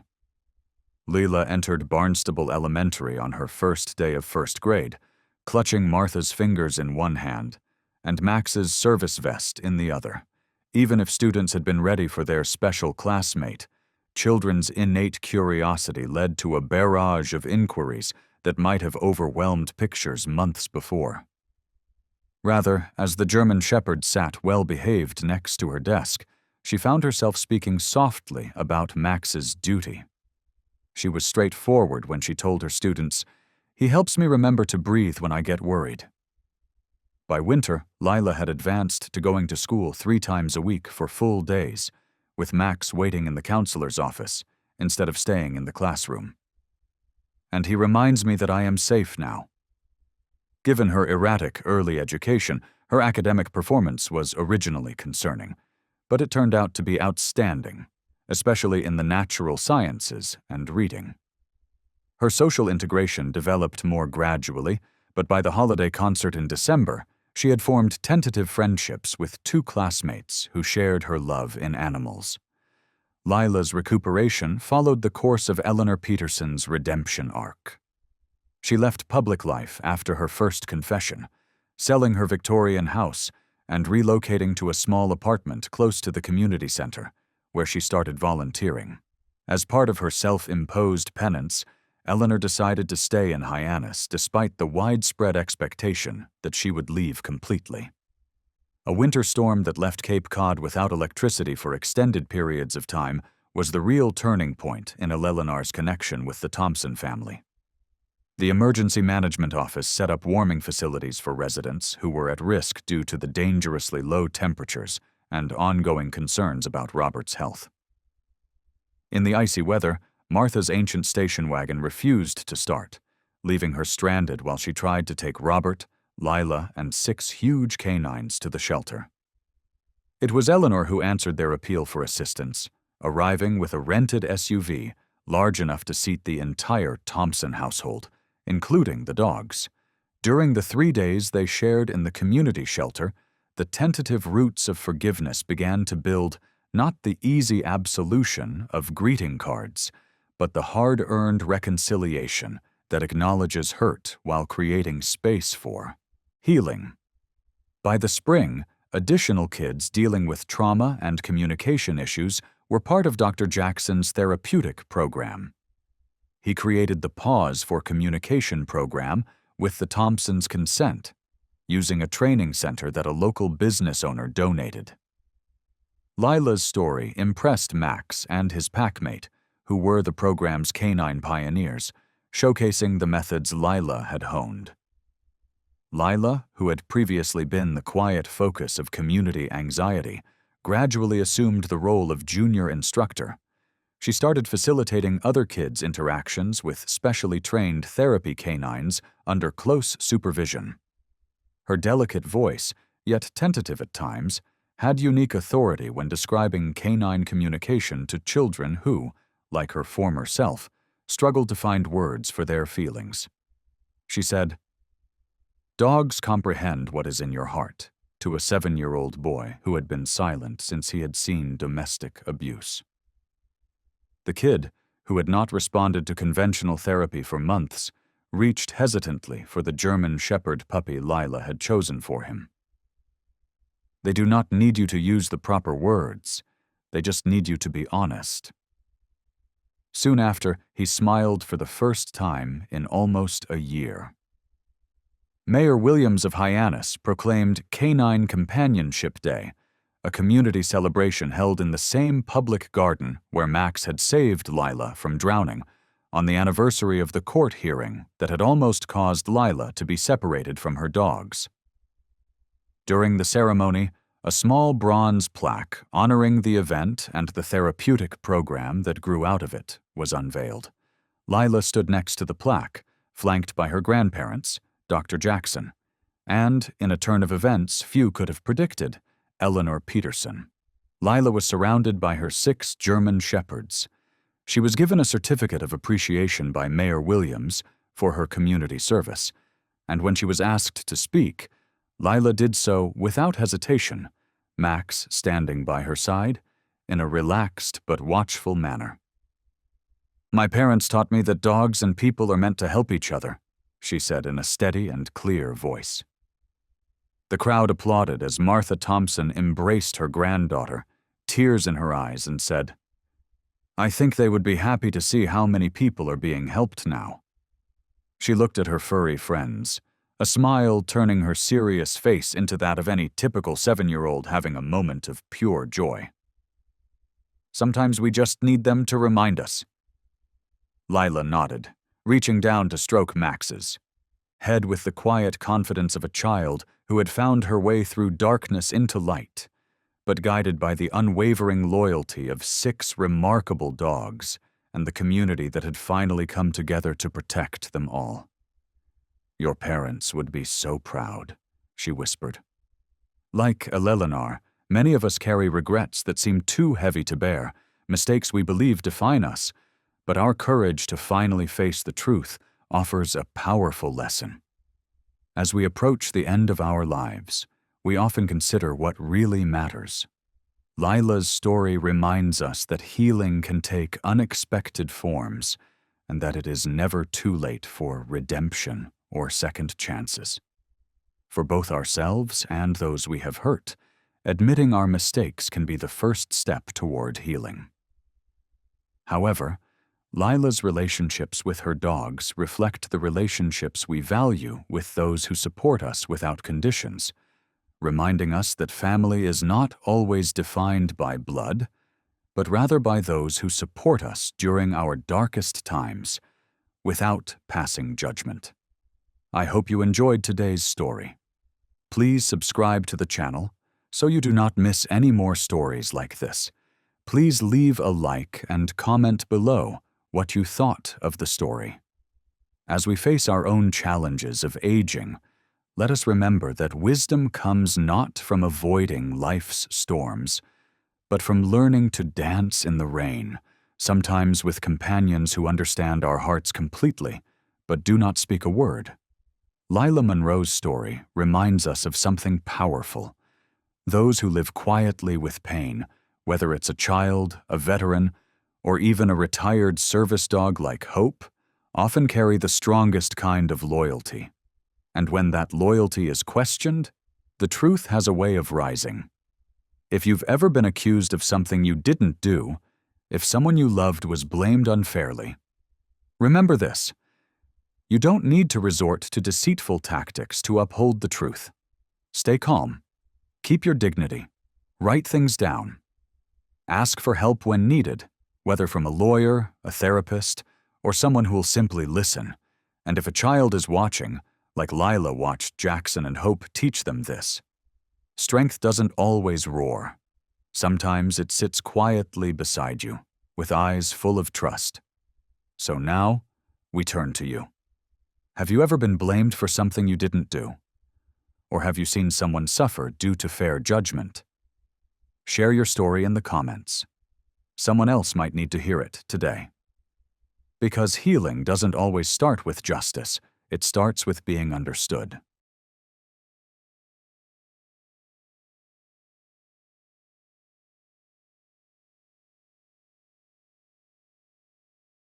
The November wind in Billings had a sharp, dry bite. It carried the smell of scorched earth and that faint tang of cow manure that just hung in the air. The auction yard sat alone in a bare, forgotten field. The grass was long gone, trampled to the roots, replaced by dust thick enough to swallow your boots whole. People packed themselves around old wooden benches, gnawing on jerky, spitting at their feet, laughing way too loud. A broken-down loudspeaker crackled like it had asthma, barking out bids over the noise. Metal bars clanged against rusted gates. Cattle bawled as they were dragged away, their cries mixing with raspy voices yelling over one another. "Who's got 500? 500? Let's go!" It was just another morning here. Rough, dry, and absolutely heartless. This wasn't a place for feeling. It was a place for numbers. What animal could still breed? Which one had enough muscle to pull a cart? And which one wasn't worth a penny? They didn't come here to care. They came to buy and walk away. Then Star walked out. The gate creaked open, and from a patch of shadow he limped into the light. Thin legs carried a body that looked like it had barely survived something awful. His fur was clumped and dirty, dull like ash. One back leg dragged behind with almost no strength left. Around his neck was a scar, a brutal ring, as if a red-hot chain had once been fused into his skin. His chest was sunken in, ribs poking through like tree roots in dry soil. Star didn't bark, didn't whimper, didn't growl. He just stood there, still, straight ahead. Like this whole awful scene was something he'd already lived through 100 times before. The crowd started whispering. "That thing still breathing? Put it down already. Probably got something nasty." But Star didn't move, didn't flinch, just a tiny tremble in his legs under the weight of so many cold eyes. A beam of sunlight broke through a crack in the tin roof and hit the dusty floor, landing square on Star's face. And in that spotlight, he stood right on the edge between being alive and being forgotten. No begging, no pleading for pity. Just the way he held himself, fighting the shiver, made the whole place go quiet for just a second. At the back, leaning on a wooden railing, stood a man in a beat-up leather jacket, hair silvering, falling into his eyes. A faint scar ran down from his jaw to his neck. His name was Jonas Whitaker. No one knew him. No one noticed how long he'd been there. Jonas didn't laugh, didn't move, just watched, and Star watched him back. That amber gaze, silent and steady, locked onto Jonas. Not desperate, not afraid, just ancient, like a memory long buried but never erased. The auctioneer's voice dragged on, more bored than before. No one? No one wants this one? $30? 20? Then Jonas raised his hand. No words, no bidding war, just his hand in the air, slow, certain, like he'd been waiting for this moment for years. People stirred, someone scoffed. Who's the nutjob, gonna bury it or boil it? The gavel dropped. Sold. The sound hit Jonas like thunder from a storm long past. A memory stirred bright metal, a box barely cracked open, and winter fog. A noise in the dark. He remembered. Back then, he used to drive for a shady company that moved dogs marked for behavioral testing. No questions, no names, just crates in the back of his truck. One bitter winter, snow. Thick on the mountain roads, Jonas was driving a run-of-the-mill delivery when he heard its soft scratching. A low, broken whine, like a ghost tapping from the other side of the wall. He pulled over. Snow crunched under his boots as he walked to the back. There it was, a rusted, sealed metal crate, smeared with filth and dried blood. No label, nothing to say what was inside. But when Jonas cracked it open just a few inches, those eyes stared out. Amber, blood-specked, terrified. Alert, but silent. Not a sound. That stare went straight through him, into places Jonas hadn't let anyone reach. He closed the door, didn't say a word, didn't do a thing, just turned and walked away. It was just one crate in hundreds, but it was the only one he never forgot. And now, here, in this dusty yard, those same eyes were staring at him again.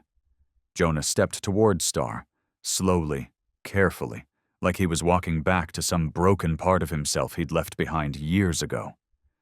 Star didn't move. One ear twitched as Jonas crouched down to his level. He didn't reach, didn't stroke, just sat, eye to eye. Hey, his voice barely broke the air, just a breath, like something exhaled from deep inside his chest. Star tilted his head, a small movement, but it carried so much. Jonas held his hand out, hovering just off Star's shoulder, not touching, just waiting. Then Star leaned in. Light, barely there. His shoulder brushed Jonas's hand without no fear, no hesitation. And they stayed like that. Someone in the crowd captured the moment on an old phone. The clip was blurry, full of static, but it showed one man sitting in a patch of dusty sunlight and one starving dog resting gently against a hand that never tried to take. That video didn't go viral. Not yet. But it would. Because in a place no one would remember, two souls that the world had given up on chose not to give up on each other.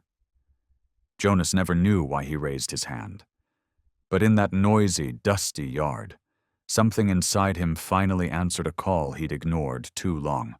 This time he didn't turn away. The wind died down after the gavel fell. But the loudest thing Jonas heard was the rhythm of Star's heartbeat. Silent. Steady. Calling him home. Star was still standing there, still staring at Jonas. But this time his eyes weren't just full of pain. Something else had returned, like the morning sun melting frost. Maybe trust, or at least a flicker of hope. Jonas adjusted his collar not from cold, but because his heart was thudding in a way he hadn't felt in years. The auction yard faded. The whispers blurred. All that remained was Star and the choice not to let the past repeat. He walked away, and Star followed. No leash, no commands, just quiet steps under soft, slanted sunlight. Together they left the dust and the stares and the cruel laughter behind. Ahead was nothing but a long dirt road. Behind them, the ghosts they never named. But Jonas knew today something had started to heal, and Star, with nothing but that look in his eyes, had already forgiven him, even before Jonas knew he needed it. From a distance, a gust of wind kicked up the dust, brushing Jonas' coat and the rough fur on Star's back. Two shadows drifted away from the auction yard, toward where the sun hadn't yet set. A child watched them go, fingers curled around a camera. He whispered, "Mom, did he just save that dog?"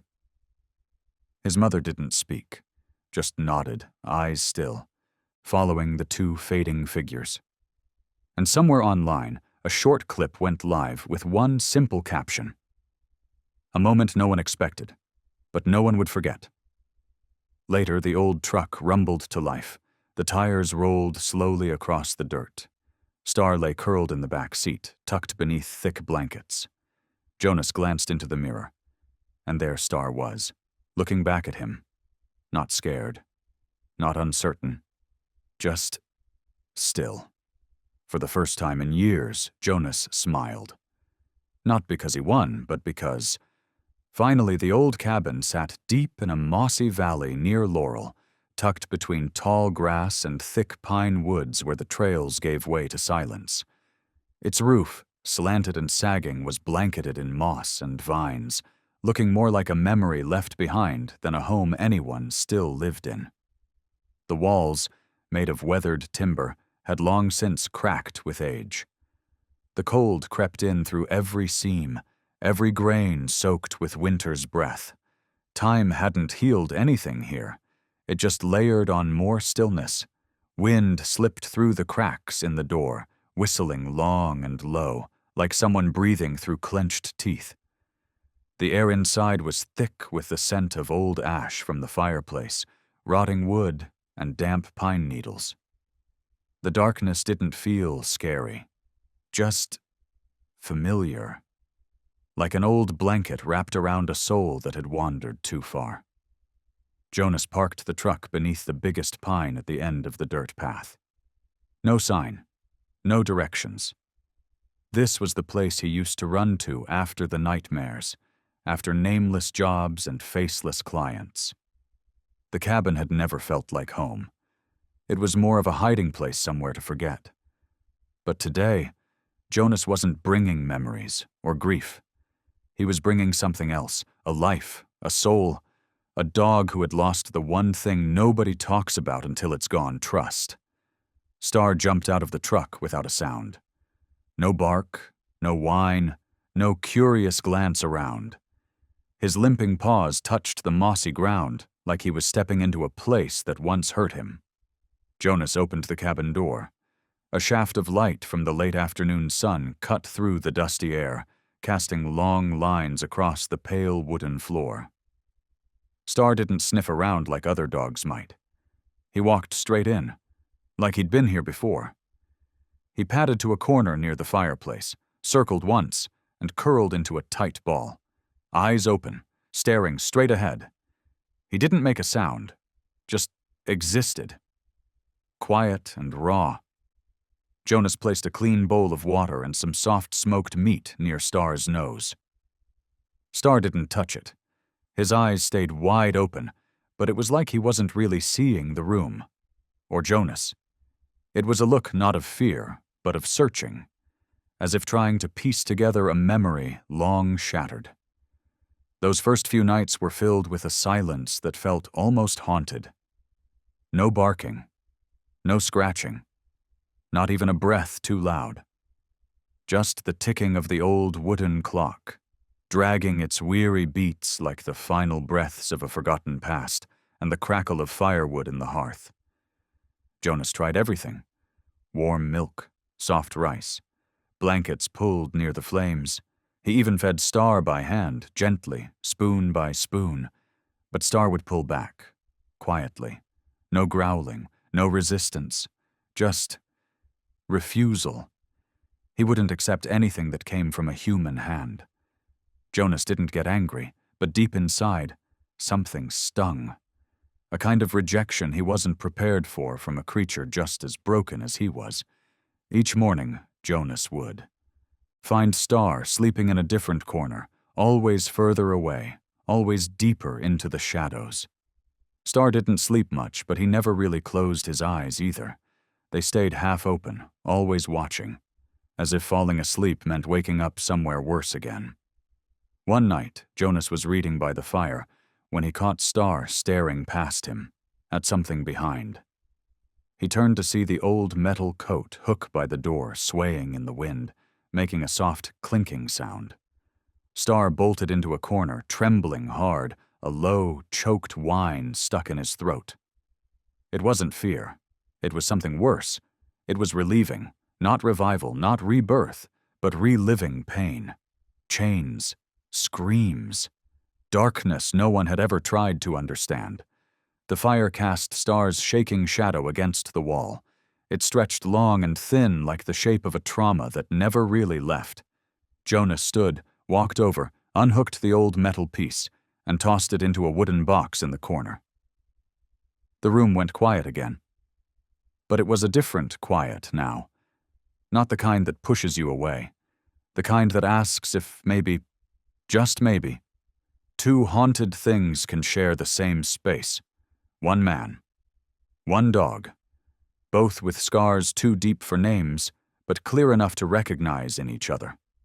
Later that night, Jonas added another log to the fire. The glow warmed the room, flickering over the floor like sunlight on old wounds. Star was asleep, sort of his ears still twitching.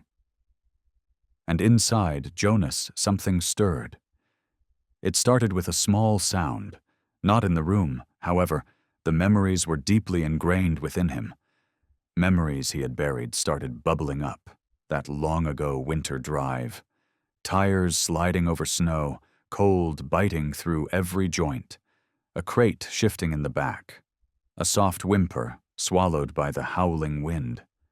He hadn't checked it, didn't let himself care. All he'd done was deliver and drive. There was one time he'd opened the wrong crate by mistake. Just a sliver of light, and a pair of amber eyes met his. Wide, desperate, pleading. He'd slammed it shut, because it wasn't his job. That's what he told himself back then. Now he sat in the dark, one hand resting on a rusted chain. The other is bracing the armrest. Star slept near the fire, but his ears still twitched every time the wind sighed. Jonas stared into the flames and saw the truth. Those eyes from years ago, Star's eyes were the same. On the fourth night, Jonas woke suddenly. He hadn't heard anything, but he felt it. Warmth. He looked down. Star had moved closer. The star curled near his feet, back turned but not gone. Not trust, not yet. Just the comfort of human presence, close enough to rest. Jonas didn't move, didn't speak, didn't touch. He just whispered, "It wasn't your fault." "I know." Star didn't lift his head, but his tail tucked in just slightly, and for the first time, Star responded to something that wasn't a threat. It was small, but it was real. It was akin to a long-shut, rusted door, which shifts slightly when someone knocks, yet remains motionless without moving. And to Jonas, that tiny flick of a tail after hundreds of quiet nights of nothing felt like an answer. The next morning, Jonas stepped out onto the porch. Fog hung low. The wind carried the smell of moss, pine, and maybe, just maybe, a new beginning.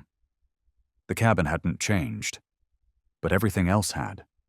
Because from that day on, the place he used to run from became the place he could finally return to. That morning, the forest of laurel was still half asleep beneath a blanket of thick mist. The trees whispered gently overhead, their leaves stirring like ancient curtains drawn across a long-forgotten memory. The silence was so complete that each step Jonas took over dry branches echoed like time snapping underfoot. The breeze carried the scent of damp earth, resinous pine, and something older, something unnamed, lingering between the past and now. Jonas didn't know why he turned off the path that day. The northern trail into the woods was a place he had always avoided. Not because it was dangerous, but because it held things he wasn't ready to face. Memories, helplessness, and that nameless fear that lived in all the things he'd left behind. But when he saw Star standing on the cabin porch, head tilted toward the tree line as if listening for something deep in the woods, he understood. This was no longer a journey he'd take alone. They walked without a word. The shadows of man and dog stretched long across the damp forest floor, weaving through shafts of faint sunlight that pierced the canopy above. Every step Star took was grounded, deliberate, and every few dozen paces Star would pause, turn back, and glance at Jonas with just a flick of amber eyes, asking, "Still with me?" Jonas nodded, never needing to speak it out loud. He was starting to realize something. Star didn't need saving. Star needed someone willing to walk beside him. No commands, no pulling, no pushing, just presence. And somehow that was enough. The trail twisted and rose, lined with roots that jutted from the ground like hands reaching up from the soil. At times the wind picked up and spun leaves into the air, blanketing their path in rustling gold. But Star never slowed. His gray coat shimmered with dew, like a suit of silver armor, and his stride carried no trace of captivity. He moved like a soul who had already survived his storm. By the time they reached the creek where the water whispered over moss-covered stones, Jonas noticed it clearly. Star was leading, not charging ahead, but clearing the way with a freedom that had once been stolen.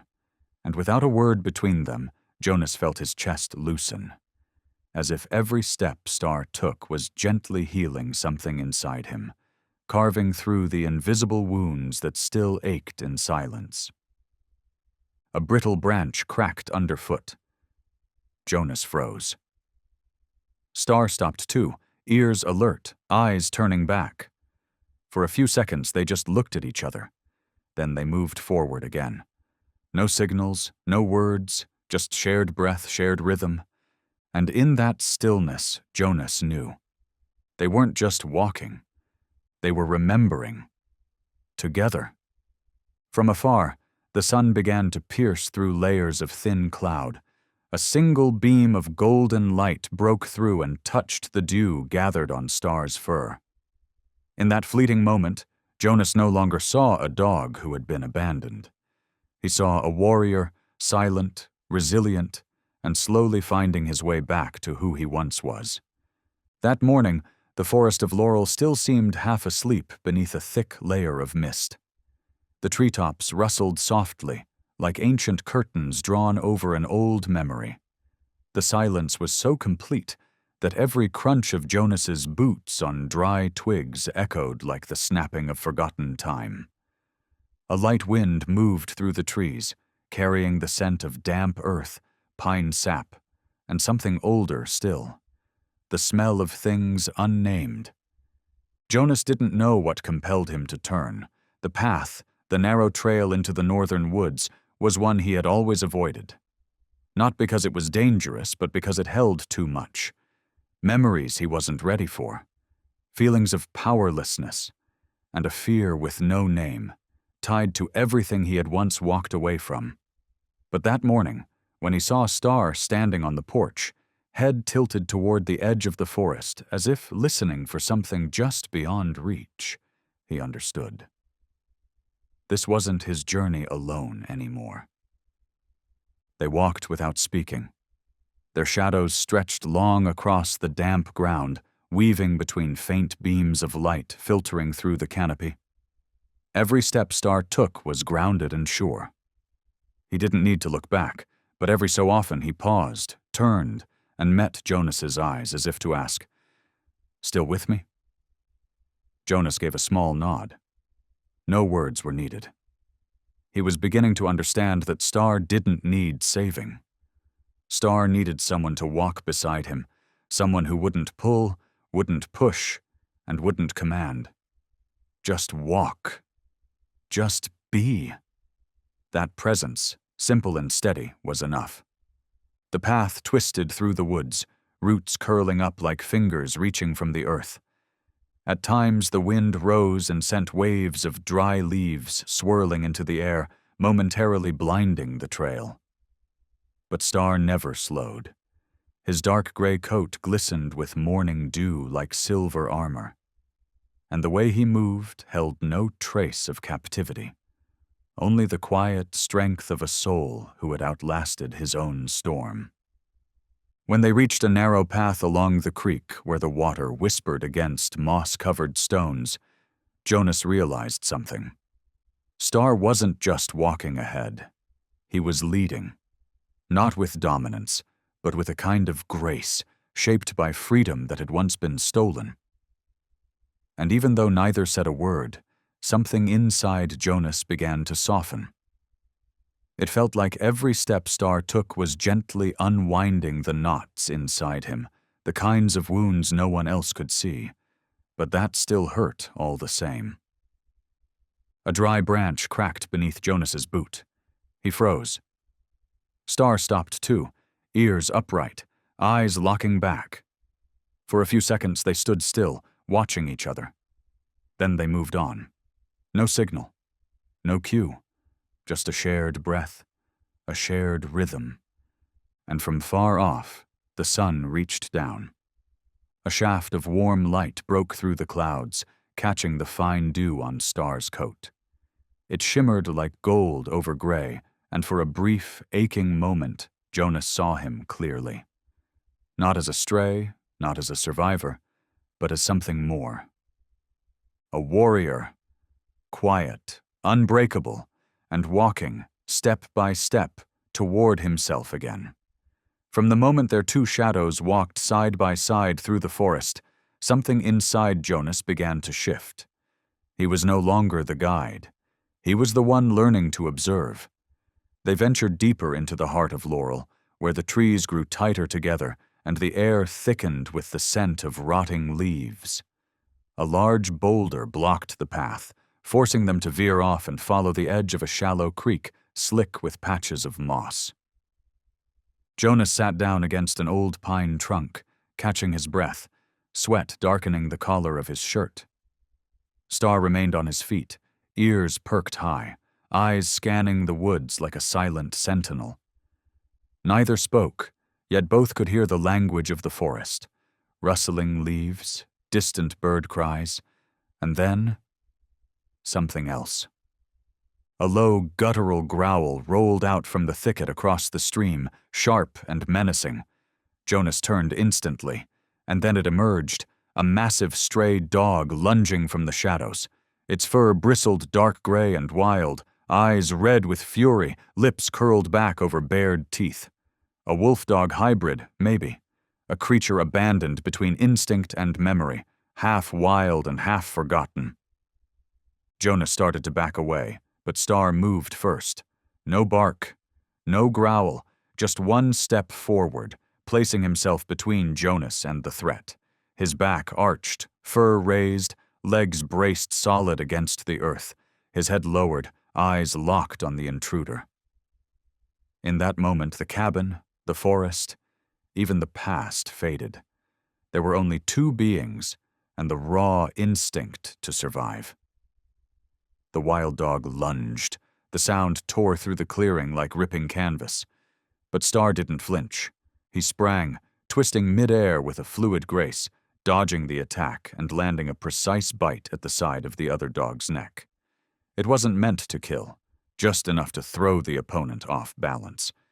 The fight lasted no more than 10 seconds, but to Jonas it stretched like slow motion. Every movement Star made was clean and deliberate. No panic, no rage, only the cold precision of a creature who had faced fear before and learned how to master it. The stray yelped, spun, and fled into the deeper forest. Star didn't chase. He stood his ground, ears still up, breath heavy and controlled. Then he turned. His eyes met Jonas's. Jonas stood frozen, not from fear, but from awe. For the first time he understood the true power in Star, not in the strength of his bite, but in the choice not to continue the violence. That was the strength of someone who had endured. And now choose to rise without inflicting more pain. The wind moved gently through the trees again. Star walked back toward Jonas. No pride, no seeking praise, just presence, a quiet kind of companionship. And Jonas, wordless, placed a steady hand on Star's shoulder. Once more, nothing needed to be said. The battle had passed. But inside Jonas, something was only just beginning. Star's last glance back held no fear, no arrogance. That look clear, calm, and unwavering rooted Jonas to the ground. The fight was over, but its echo inside him was like an old roar returning. Not about survival, but about reclaiming something once lost. On the path home, the forest seemed changed. No longer a labyrinth of twisted shadows, no longer a hiding place for fear. It had become a quiet stage, where two souls had walked through an unseen trial and come out the other side not untouched, but transformed. Jonas no longer walked ahead. He moved beside Star now, as if everything before had only been the prelude to something real, the beginning of true companionship. The sun had risen higher. Light streamed through the treetops in golden ribbons, falling randomly across Star's back. His fur was still damp with dew, streaked with bits of soil and leaf, yet his steps carried a quiet grace. Star didn't glance back, didn't check. Every stride felt calm, as if the forest had never held shadows at all. Jonas tilted his head slightly, watching him. It wasn't pity anymore, nor sympathy. It was admiration, pure and unhidden. In that moment, Jonas realized something he hadn't before. He had believed all this time that Star needed him to heal. But in truth, it was Jonas who had been mending, piece by piece, held together by a creature who had once been even more broken than he was. They crossed through a low clearing, the grass brushing against their boots and paws. The sound of wind tapping against the pines echoed in the distance. Neither said a word. But in the silence, each breath, every pause in their walk, and the subtle tilt of Star's head became a language of its own, simple, but deeply real. Jonas stopped beneath an old elm, a place he used to end his walks when he went alone. He eased himself down at the base, back against the rough bark, eyes gently closed. Star didn't lie down. He remained standing just half an arm's length away, ears high, eyes fixed on something distant. The wind brushed across their shoulders, and for the first time, Jonas didn't whisper to himself, but aloud. "You don't need me to protect you," he said. "I'm the one who needs to learn how to survive again." Star didn't reply, but his tail gave a faint movement, not a wag of joy, but a quiet signal, a sign that he heard and understood. When they reached the cabin porch, the wood glowed in the late afternoon sun. It no longer looked like a place to hide. Just as Jonas was about to step up the stairs, he stopped. A man stood there, broad-shouldered, weathered face marked by years. In his hand, a piece of paper with the corners worn and smudged. And at the center was Star. Star froze too, no whine, no bark, but his body stiffened, back arched, and ears locked forward. Then came a low growl, soft, brief, but tight as a bowstring pulled to its breaking point. Jonas glanced at Star, then turned to the man. And in that moment, he knew. The past wasn't finished, and a new chapter was about to begin. Not just for Star, but for him as well. The wind rolled through Laurel again, carrying a chill that hinted at something unnamed not yet spoken. After that quiet growl, the porch seemed to freeze in place. Jonas didn't move. Star didn't either. Only the stranger took one step closer, his boots tapping lightly on the wooden boards. He wasn't tall, but there was strength in his gait. He stopped just a few paces away, holding the paper at chest height. It was torn at the edge, but the image was clear. A younger Star, a different coat, a different look in his eyes.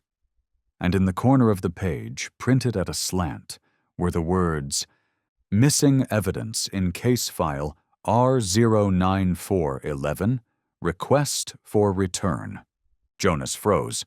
Something inside him rang out like an alarm bell. It wasn't just the paper in the man's hand. It was the look in his eyes, a gaze that had seen too much and forgotten nothing. Cold, controlled, familiar.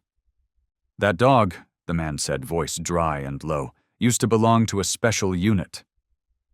He wasn't a pet. He was evidence. Star didn't look away. The fur along his spine bristled, ready for something. But he didn't move. He just stood there, as if waiting for a trigger. "My name is Harlan Vex," the man continued. "I used to work in the advanced K-9 conditioning program for the state of Wyoming. Star, or K217, as listed in the records, was part of our high-tolerance endurance trials. He disappeared along with a missing transport in 2020. The words hit Jonas like a drop in his chest. He didn't need to ask more. The cargo, the metal crate, that broken, muffled cry, and that look. "Who sent you?" Jonas asked, his voice rough.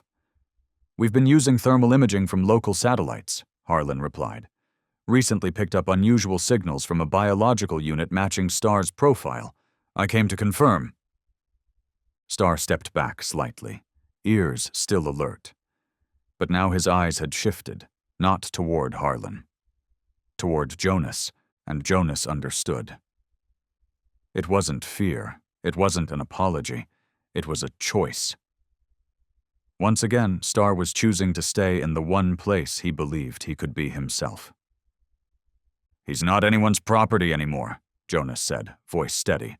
"He's not evidence. He's not a case number. His name is Star. And if you're here to take him back, you're in the wrong place." Harlan's hand tightened around the flyer. "I didn't come here to cause trouble. But if the old organizations find out, they won't let it go. Some things aren't allowed to disappear." "And some things," Jonas said, eyes never leaving Star, "should never be owned." A chill swept across the porch again. Harlan folded the flyer slowly and slid it into his coat pocket. He looked at Star one last time, not with the eyes of a handler, but like someone watching a door quietly close. "Keep him safe," he said under his breath, then turned away. His footsteps faded behind the old pines, leaving the porch in silence. Star stepped forward just once toward Jonas. His tail gave a slight movement, no growl, just a long, steady breath. And once again, two living souls stood side by side. No one is chasing. No one is running. Only one choice remained. And from that moment on, Jonas understood. The past could always catch up, but the present that was something they could choose to hold together. The afternoon wind swept through the laurel woods, carrying with it a chill that hinted at something unnamed.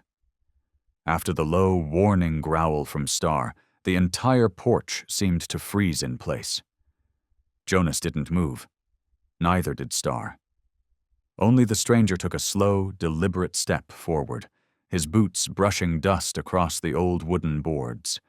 The man wasn't particularly tall, but his gait was solid. He stopped a few feet from Jonas and Star, still holding the paper raised at chest level. The flyer was weathered, one corner torn, but the image in the center was unmistakable. It was Star at another time, with different fur and a different look in his eyes. Printed across the top corner in slanted block letters were the words, "Missing evidence in case number R Star-09-411, request for immediate return. Jonas stiffened. Inside him, something rang sharp and urgent, not just because of what was written, but because of the man's eyes to eyes that had seen too much and forgotten nothing. Cold, contained, and disturbingly familiar. "That dog," the man said, his voice low and dry, "once belonged to a special unit. He wasn't just a pet. He's evidence." Star didn't look away. The fur along his shoulders bristled, his whole body poised for something unseen. But he didn't leap forward.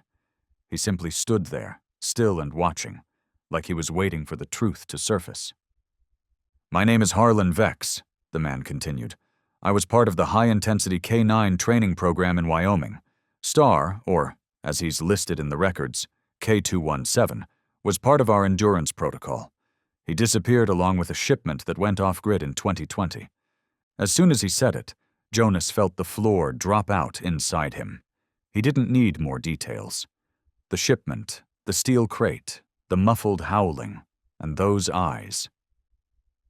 "Who told you to come here?" Jonas asked, his voice rough and dry. "We've been using localized thermal imaging from our satellite grid. Recently, there's been an irregular heat signature matching a biological imprint near this elevation. I came to verify." Star took a step back. His ears were still perked. But now his gaze had shifted not toward Harlan, but toward Jonas. And Jonas understood. It wasn't a plea. It wasn't fear. It was a choice. One more time, Star was choosing to stay in the one place he believed he could still be whole. "He doesn't belong to anyone anymore," Jonas said, the words deliberate and heavy. "He's not evidence. He's not a case number. His name is Star, and if you're here to take him back, then you're lost." Harlan's fingers tightened around the flyer. "I'm not here to make a scene, but if the old networks find out, they won't just let it go. Some things can't be left behind."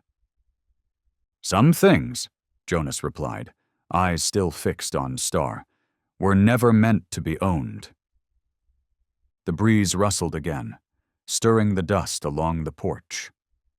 Harlan slowly folded the flyer and slid it into his coat pocket. He looked at Star one last time, not like a handler sizing up an asset, but like someone staring at a door that had finally closed. "Keep him safe," he said quietly, then turned and walked away. His footsteps faded behind the trees, swallowed by the silence of the woods. Star stepped forward just a little toward Jonas. His tail gave the faintest motion. No growl, just a steady breath, long and slow, and once again 2 lives stood side by side. No one chasing, no one is fleeing. Only one thing left between them. Choice. A cold wind swept once more across the porch. Harlan folded the flyer and slipped it into his coat pocket. He looked at Star one last time, not like a man giving orders, but like someone watching a door quietly close behind him. "Keep him safe," he said softly, then turned and walked away. His figure disappeared beyond the old pines, leaving the porch in stillness. Star stepped forward, moving closer to Jonas. His tail gave a small, silent sway. No growl, just a deep, steady breath. And once again, 2 living beings stood together. No more being hunted, no more running. What remained between them was choice. And in that moment, Jonas understood. The past might catch up, but the present, that was something they could hold on to, together. That morning, autumn had painted the small town streets in golden light. The maple trees were shedding their leaves like quiet sighs, spreading a bright yellow carpet beneath the footsteps of early walkers. The air was warm, yet carried the faint scent of parting, the scent of a season, slowly closing its doors. Jonas walked Star down the main street, his pace unhurried. Star trotted beside him, steady and silent, moving like he belonged to these nameless streets, no leash, no commands, just 2 souls sharing a peaceful morning.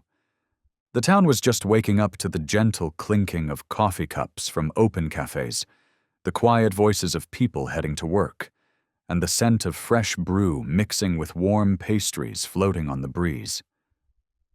Jonas stopped in front of a small roadside cafe, one he visited every week. He nodded to the owner, a silver-haired man with a kind smile, then stepped inside. Star remained on the sidewalk, sitting beside an old wooden bench faded by years of sunlight. He sat straight, his eyes trained on the road, like he was keeping watch over something precious. His gaze followed the passing crowd, not with suspicion, not with tension, just a calm, awake presence. A little girl, no older than 6, came skipping across the street, hugging a red cloth ball, giggling as she tossed it gently from hand to hand. Her mother, at the register behind her, turned and called out, "Don't go too far!" But the warning hadn't even finished when a sharp car horn rang out from the corner, fast, shrill, and full of alarm. The red ball slipped from the girl's hands and bounced into the street just as traffic began to build. Her tiny legs dashed after it without hesitation, guided only by instinct. And at that very second, a gray delivery truck came speeding around the curve, its headlights catching the windshield like a flash of fire. The tires screamed against the pavement. A piercing screech tore through the quiet morning. Everything seemed to freeze in that breathless moment, and from the edge of the sidewalk, Star sprang to life. There was no bark, no growl, just one clean motion, a leap, like an arrow cutting through the narrow space between danger and the life that hadn't yet learned fear. No one in the crowd could move fast enough to stop what was happening. They only watched, mouths open, as the gray blur of fur launched into the street, slicing through time and sound, aiming straight for the heart of the storm. The truck hadn't stopped. Its tires screeched, sliding across the asphalt and leaving behind the bitter stench of scorched rubber. And in that breathless second, right in front of the speeding grill, Star made it. Still glowing under the pale gold of the morning light, still holding that same steady, focused gaze, Star bit down on the collar of the little girl's shirt, pivoted, and with one powerful motion spun her out of danger and onto the sidewalk. It all happened in the blink of an eye. The child hit the ground crying, but she was whole. Safe. And Star stood there, right in the heart of the road, shrouded in the haze of burnt smoke. All 4 legs braced. His breath was heavy, his eyes searching for Jonas. That was the moment the world started paying attention. But for Star, it was just a moment that needed to happen. And so he made it happen. In a heartbeat suspended between screeching rubber and held breath, Star had launched himself into the street like a streak of silver through fog. But what had just taken place didn't end there. That act, that raw instinct, had pierced something far deeper than flesh or air. It had reached into the heart of a town slowly numbed by indifference. And from that second forward, everything began to shift in ways none of them could have predicted. Star stood still in the middle of the street, smoke curling around him like battlefield mist. The little girl clutched her red cloth ball, sobbing into her mother's arms. The block had gone silent. No one could quite believe what they had just witnessed. A few people started pulling out their phones, not to call for help, but to capture what they already knew would never repeat. Jonas rushed forward, dropped to his knees, and wrapped his arms tightly around Star. It wasn't the embrace of a pet owner. It was the grasp of one soul holding on to another, both of them shaken from the razor-thin line between life and loss. A traffic officer arrived on the scene, ready to shout for the crowd to clear the street. But he stopped short. His eyes met Star's. There was no begging in that stare, no tremble, only a steady, quiet presence. Deep, grounded. "I got it. I got the whole thing," a teenage voice stammered behind them, holding up a phone with trembling hands. That one sentence sparked a wave. The video spread fast, edited, slowed, and paired with soft music. Then it rolled like an unstoppable tide across every platform. Four-legged warrior, the nickname, began to appear everywhere. News anchors recounted the story each evening. Footage of Star was looped on national broadcasts with headlines like, "Hero Dog Saves Child from Oncoming Truck." Special features aired. Witness interviews flooded in. And that now iconic clip of Star standing tall in the middle of the road, eyes unwavering, struck viewers into silence. But for Jonas, as he returned to the cabin that night, none of it made as much sense as the one thing that kept echoing in his chest. It wasn't the fame. It wasn't the rescue. It was that look in Star's eyes. It hadn't said, "I just saved someone." It had said, "I just remembered who I am." As the sun dipped behind the trees, Star lay on the porch, gently licking the dried blood on his paw. Jonas sat beside him, quiet, eyes watching the dirt trail that led back into town. Out there, the numbers were climbing. Views, shares, headlines. But inside the cabin, something else had begun to rise. Not fear. No hesitation. Something softer. Something Jonas hadn't felt in a long time. Something dangerously close to faith. The video was under 30 seconds. It hit TikTok within an hour. The hashtag number sign four-legged warrior shot to the top of the trending list. People everywhere were reposting it with captions like, "If today made you lose faith in the world, watch this." Thousands of views turned into millions. Local news started covering it with headlines like, "Dog saves child in a split second." And then came the national media. But they weren't looking for the little girl. They were looking for Star. The media storm came crashing in, as if it were the only natural response to an act too pure, too brave to be ignored. Footage from multiple angles surfaced. Emotional music was layered in. Titles flashed across the screen. Everyday hero. Some called Star an angel on four legs. Others said he was a symbol of quiet courage. Jonas didn't use social media. But he knew something was happening when he saw two vans with network logos parked near the narrow trail to his cabin. A young reporter stood at the wooden door, microphone in hand, eyes bright with anticipation. In the other hand was an iPad, frozen on the frame of Star turning his head to look at Jonas after saving the child. The caption below read, "More than instinct." From behind the curtain, Jonas watched. Star lay by the doorway, head resting on his paws, expression unchanged, as if none of this had anything to do with him. But Jonas knew. The storm had come. And this time, it wouldn't be easy to outlast. He sat beside the window, cradling a mug of cold coffee. Star rested nearby, the cut on his leg now wrapped in clean cloth. It wasn't deep, just a scratch. But to Jonas it felt like a quiet reminder of the price of choice. He remembered the night he brought Star home.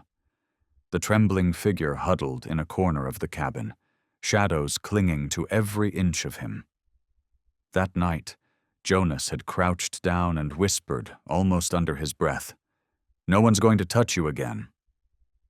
A simple promise, but one that built an invisible wall between Star and the world. Now, with cameras inching closer and strangers reaching for interviews, Jonas found himself wondering, had that promise been protection, or had it been possession? Was it merely a covert measure to shield Star from public scrutiny? He wasn't afraid of the media. What terrified him were the questions. The quiet, innocent questions that had the power to dig up a life he'd tried to bury. He didn't want anyone learning about the years he worked for a shady transport unit, where dogs like Star were listed on forms with no names. He didn't want to admit he'd signed off on shipments without asking what they contained. But then Star raised his head, gently placed it on Jonas's lap. No demand, no hesitation, just presence. And in that moment, every fear softened. There were no headlines in Star's gaze, no judgment, just one quiet question that lingered in the silence between them. Are the good things worth telling? Jonas stood, walked to the door. Star followed. No command needed. When Jonas gripped the handle, the hinges creaked like an old memory breathing out one last time. He opened the door, not to step into the spotlight, but because Star had shown him something deeper, that some truths, if never spoken, don't just disappear. They become wounds that never stop aching. Jonas rose to his feet, walked toward the door. Star stayed close, every step silent and sure. When Jonas turned the old handle, the rusty hinge let out a long, aching creak like the past itself groaning open. He opened the door, not to be seen, but because Star had taught him something no one else ever could. Some truths, if left untold, don't fade. They fester. They become wounds that never stop bleeding. The door had barely been open 5 minutes when the air erupted with the rapid-fire flashes of cameras, flickering like lightning in a summer storm. Jonas didn't step out onto the lawn. He stayed right there on the wooden porch, one hand resting lightly on Star's shoulder, like an anchor for both of them. Below the steps, lenses aimed like searchlights. Eyes darted, voices buzzed. A young reporter raised her hand, firing off questions in a breathless rush. Are you the owner of the dog in the video? Can you tell us more about him? Just days ago, Jonas had believed this cabin life would be the final wall between his past and the present. But the moment Star leapt into the street, clamped his jaws on a child's collar, and pulled her from the path of a speeding truck, something shifted. A door was opened, one that could never quite be closed again. And in Star's eyes, in that moment, there was no plea for recognition. Just the quiet certainty of a soul who knew the worth of his own choice. Jonas didn't answer right away. Star sat still beside him, perfectly calm. No command needed, no signals exchanged. Jonas looked down at Star, then raised his head. His voice was steady, almost soft. His name is Star, Jonas said, and I don't think I'm his owner.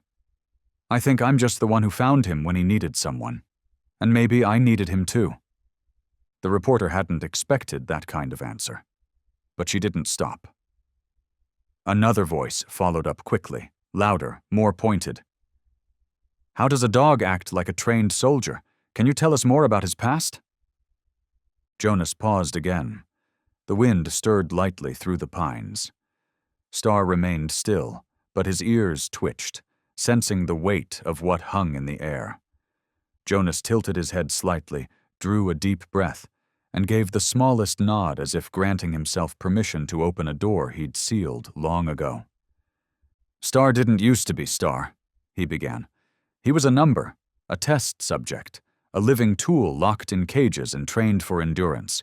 I didn't hurt him directly, but I was the one behind the wheel, delivering sealed crates I was told not to ask about. Silence. The cameras kept rolling, but the sounds of the forest began to swallow everything else.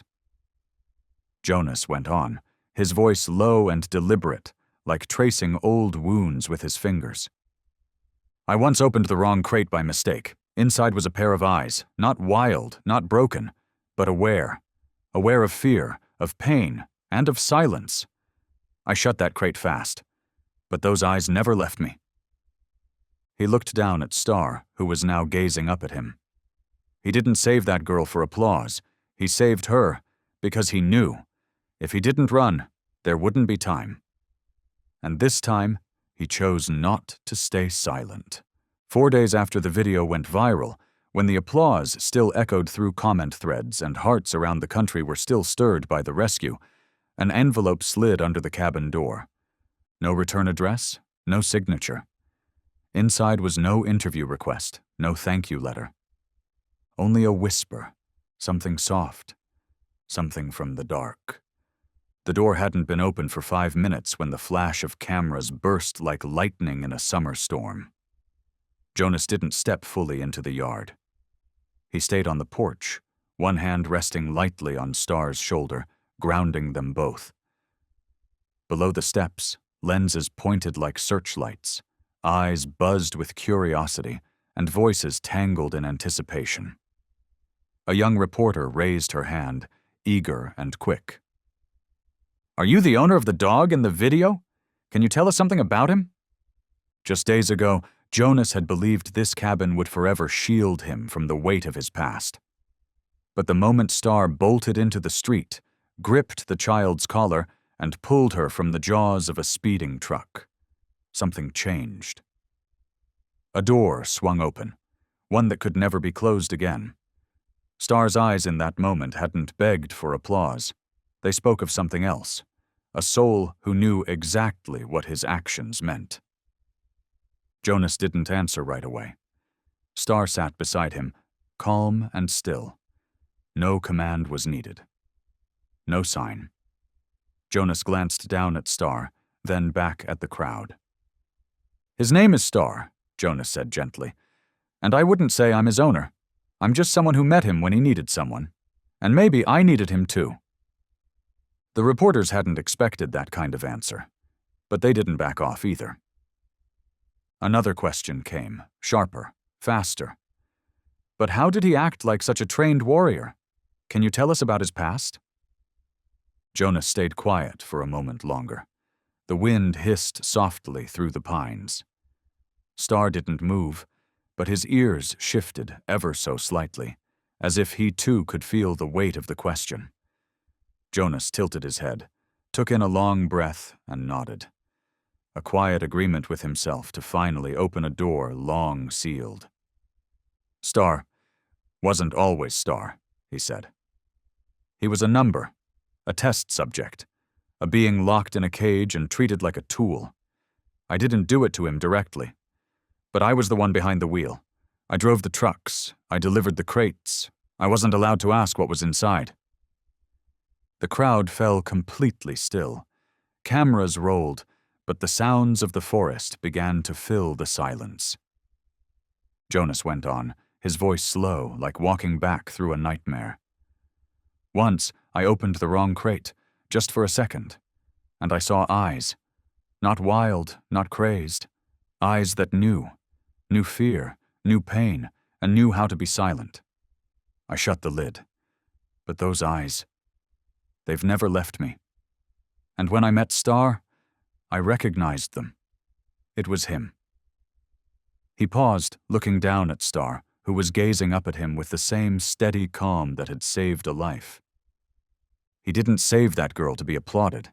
He saved her because he knew. If he didn't act, it would be too late. And this time, he chose not to stay silent. 4 days after the video went viral, while the echoes of applause and emotional comments still floated across every corner of the internet, a nameless envelope slipped quietly through the crack beneath the cabin door. It wasn't a fan letter. It wasn't a media request. Inside was a whisper from the dark. Inside the envelope was a single photo. A black and white image, old and blurred at the edges, showing a row of kennels deep in the forest. The air in the picture felt heavy, like it was holding its breath. Cold, still, and eerily quiet. On the back of the photo, scribbled in blue ballpoint pen, were only a few haunting words. "I'm still alive, and I still remember." It was like someone had reached into Jonas's chest and pulled him backward in time, dragging him through memories he had buried so deep they no longer had names. His shoulders stiffened, and his hands began to tremble slightly, so faintly he barely noticed. In the quiet of the cabin, filled with the scent of old wood and cold ash, the only sound was the wind whispering through the cracks of the door, bearing silent witness to a moment that refused to stay forgotten. Star walked in from the yard, his paws soft against the wooden floor. He didn't bark, didn't growl, just moved toward Jonas with quiet certainty, gently laying his head across Jonas's leg and breathing slow, steady breaths. His ears folded back, and his eyes drifted toward the photo on the table, as if even Star could sense the ghost inside that picture, a ghost neither of them had ever really left behind. Jonas rose suddenly and walked into the back room. The creak of the old cabinet groaned like something half asleep waking again.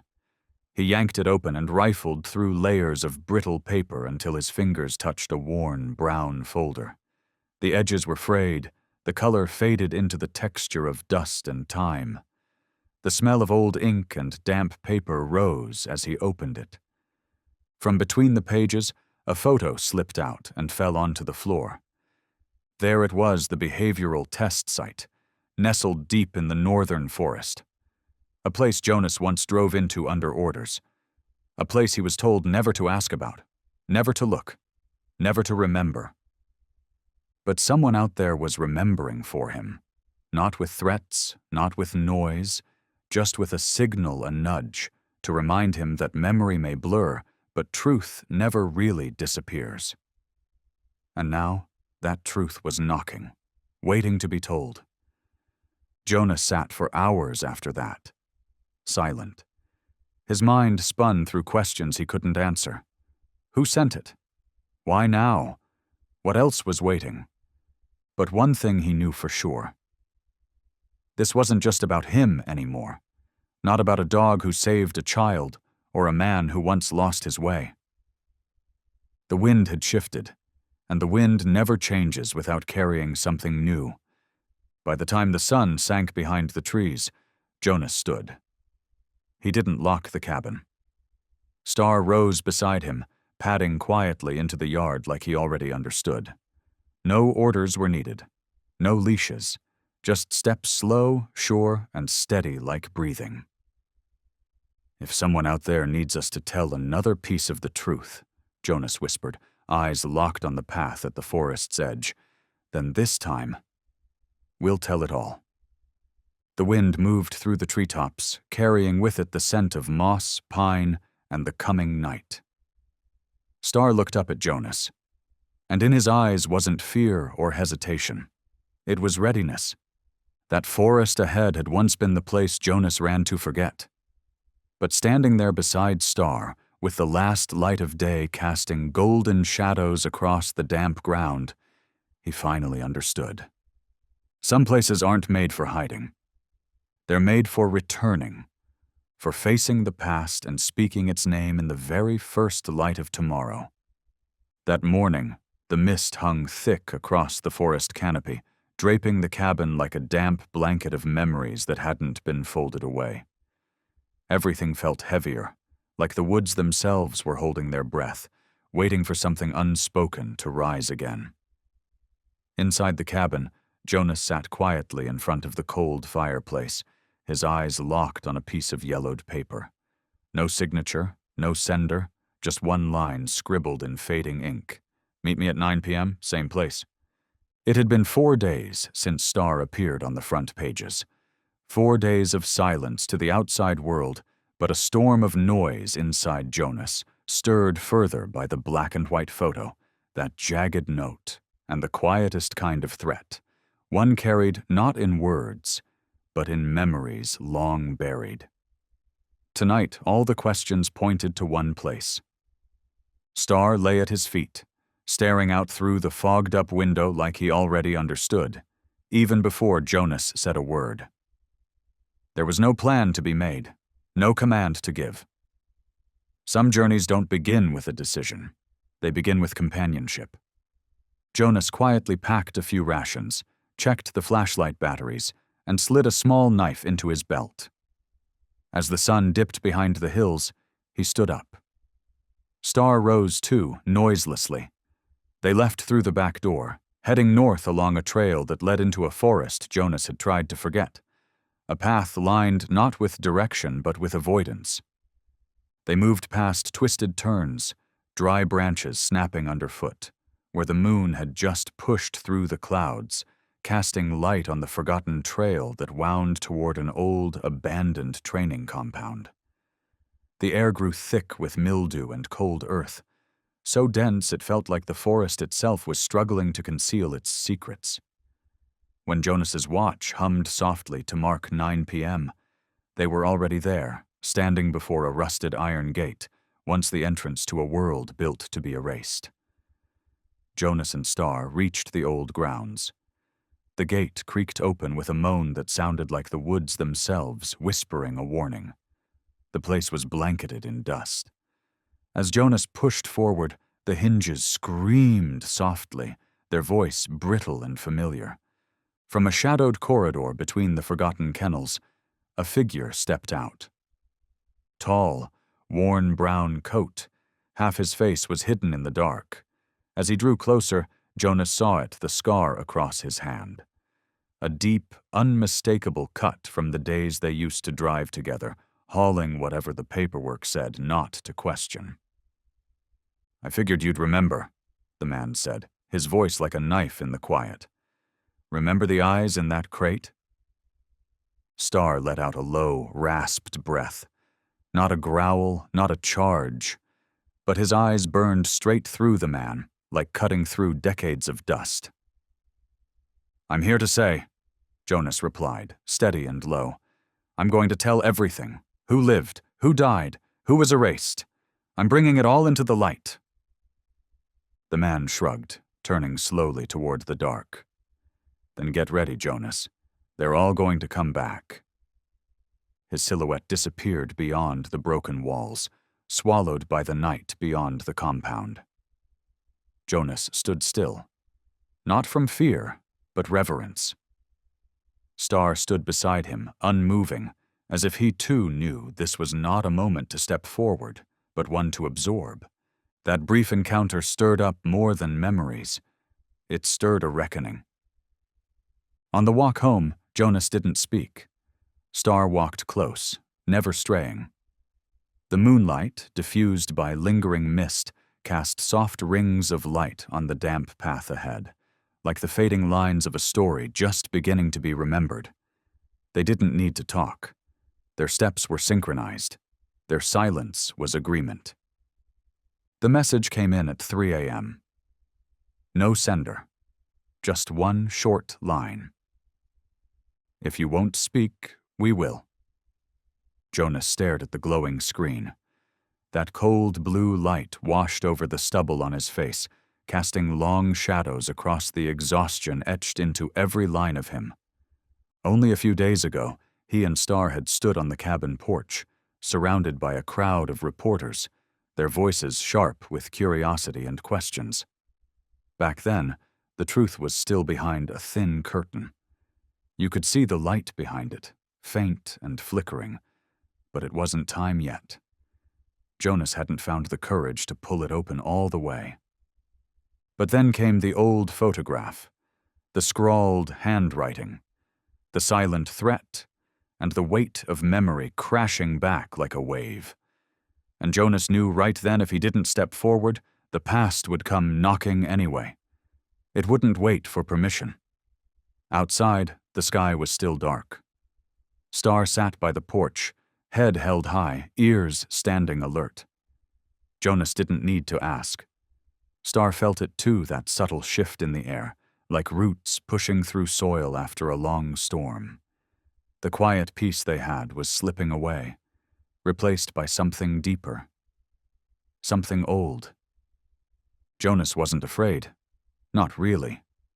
What he felt was closer to a reckoning, like someone who once owed a debt, and now had nowhere left to run. He sat at his old desk, fingers moving slowly across the keyboard. The first name he typed was the one that started it all. The name of the organization he once worked for. The place where dogs were numbered, not named. He dug through the dusty files again, flipping through yellowed papers that were supposed to have been erased from the world. Code numbers, intake dates, behavior charts, brief notes without signatures. And then, tucked between the pages, a photograph.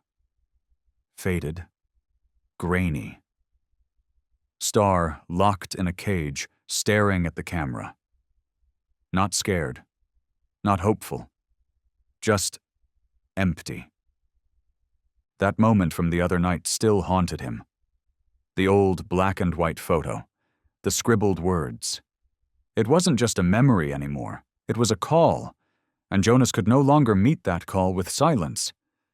He began pinning the documents to the wooden walls of the cabin, one page at a time, slowly turning the space into something that looked like an investigation board. The kind you'd see in a film, where every thread led back to something buried. The walls started filling up with paper, each sheet a fragment of a forgotten truth. Outside, the early wind slipped through the pine trees, seeping through the cracks in the cabin. The sound it made was strange, cold, almost whispering. Inside, Star watched him quietly, not barking, not pacing, just watching, as if each page Jonas hung was something Star already knew, but could never say. In that low light, Star's eyes weren't lost anymore. They held something steady, a silence that wasn't defeat, but deep companionship. Jonas sorted the files. Star stayed near, one man piecing together what had been shattered, one soul, quiet but loyal, refusing to turn away. Inside that small cabin, the truth was starting to take shape, and Jonas knew now that he couldn't close that door alone. When he posted the first story, not under his real name, but with a made-up one, the response came fast. Some confirmed what he wrote, others added names, and some messages came from the shadows. A quiet promise, sealed by the forest, beneath a sky that had finally let the truth begin breathing again. Jonas knew deep down that what just happened wasn't just a conversation with an old ghost from the past. It was a bell tolling in the distance, shaking loose a truth that had slept far too long. The forest in front of him no longer felt like a place to bury secrets. It was something else now. It was an entrance, a threshold to something not yet born but waiting, a journey of reckoning, of renewal. And Star, without saying a single word, had already chosen to walk that path with him. This time Jonas wasn't going to run. Not anymore. The message came in at 3 a.m. No sender. Just one short line. "If you won't speak, we will." Jonas stared at the glowing screen. That cold blue light washed over the stubble on his face, casting long shadows across the exhaustion etched into every line of him. Only a few days ago, he and Star had stood on the cabin porch, surrounded by a crowd of reporters, their voices sharp with curiosity and questions. Back then, the truth was still behind a thin curtain. You could see the light behind it, faint and flickering, but it wasn't time yet. Jonas hadn't found the courage to pull it open all the way.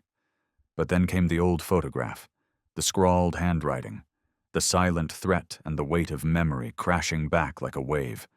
And Jonas knew right then if he didn't step forward, the past would come knocking anyway. It wouldn't wait for permission. Outside, the sky was still dark. Star sat by the porch, head held high, ears standing alert. Jonas didn't need to ask. Star felt it too, that subtle shift in the air, like roots pushing through soil after a long storm. The quiet peace they had was slipping away, replaced by something deeper, something old. Jonas wasn't afraid. Not really. What he felt was closer to a reckoning, like someone who once owed a debt and now had nowhere left to run. He sat at his old desk, fingers moving slowly across the keyboard. The first name he typed was the one that started it all. The name of the organization he once worked for. The place where dogs were numbered, not named. He dug through the dusty files again, flipping through yellowed papers that were supposed to have been erased from the world. Code numbers, intake dates, behavior charts, brief notes without signatures. And then, tucked between the pages, a photograph. Faded. Grainy. Star, locked in a cage, staring at the camera. Not scared, not hopeful. Just empty. That moment from the other night still haunted him. The old black and white photo. The scribbled words. It wasn't just a memory anymore. It was a call. and Jonas could no longer meet that call with silence. He began pinning the documents to the wooden walls of the cabin, one page at a time, slowly turning the space into something that looked like an investigation board. The kind you'd see in a film, where every thread led back to something buried. The walls started filling up with paper, each sheet a fragment of a forgotten truth. Outside, the early wind slipped through the pine trees, seeping through the cracks in the cabin. The sound it made was strange and cold, almost whispering. Inside, Star watched him quietly, not barking, not pacing, just watching, as if each page Jonas hung was something Star already knew but could never say. In that low light, Star's eyes weren't lost anymore. They held something steady, a silence that wasn't defeat, but deep companionship. Jonas sorted the files. Star stayed near, one man piecing together what had been shattered, one soul, quiet but loyal, refusing to turn away. Inside that small cabin, the truth was starting to take shape. And Jonas knew now that he couldn't close that door alone. When he posted the first story not under his real name, but with a made-up one, the response came fast.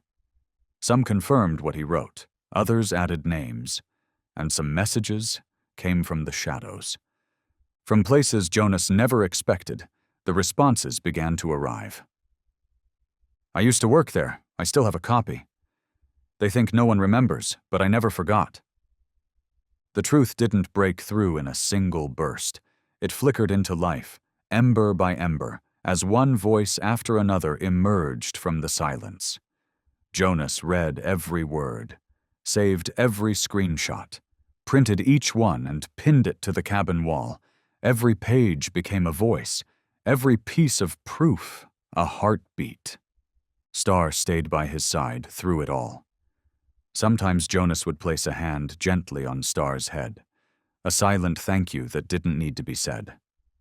Other times, he just sat there, eyes closed, listening to the hush of the forest wind and the quiet rhythm of Star's breathing beside him.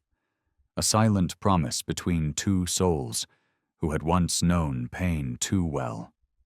From across the country, more stories began to surface, fragments of the past rising from the shadows, blurred-out addresses, old, fading images. A woman from Minnesota sent him the intake file of a dog who died during one of the earliest test phases. A former driver, just like Jonas, wrote, "I used to think I was just doing a job. Now I know. I was quiet for too long." Jonas began to map it all out, every date and detail, arranging the pages by time. The little cabin, once a place to hide, now stood at the center of an investigation no one had officially started, but everyone who joined in understood. Once the truth has a shape, it cannot be torn down again. And as the first light of morning crept through the window, Jonas knew one thing for sure. They were no longer alone. And this story, once told, would not be silenced.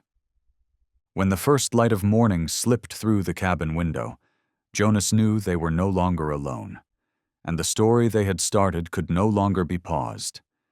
He had felt it the night before, in the quiet weight of Star's gaze and the way the final breeze drifted through the pines. This return wasn't a retreat. It was the first true step into something new. A beginning not forged by escape, but by the will to rebuild, not just for Star, but for every soul that had ever been forgotten. For nights on end, Jonas sat at the wooden table, sketches scattered beneath the warm glow of a single lamp. None of the drawings were final, but each pencil stroke carried something unshakable. Enclosures with no locks, doors that didn't need bolts, recovery spaces free from screams, built with soft earth and morning light.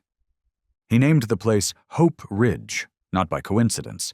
It was the highest point along the forest's eastern edge, where the sunrise always touched first.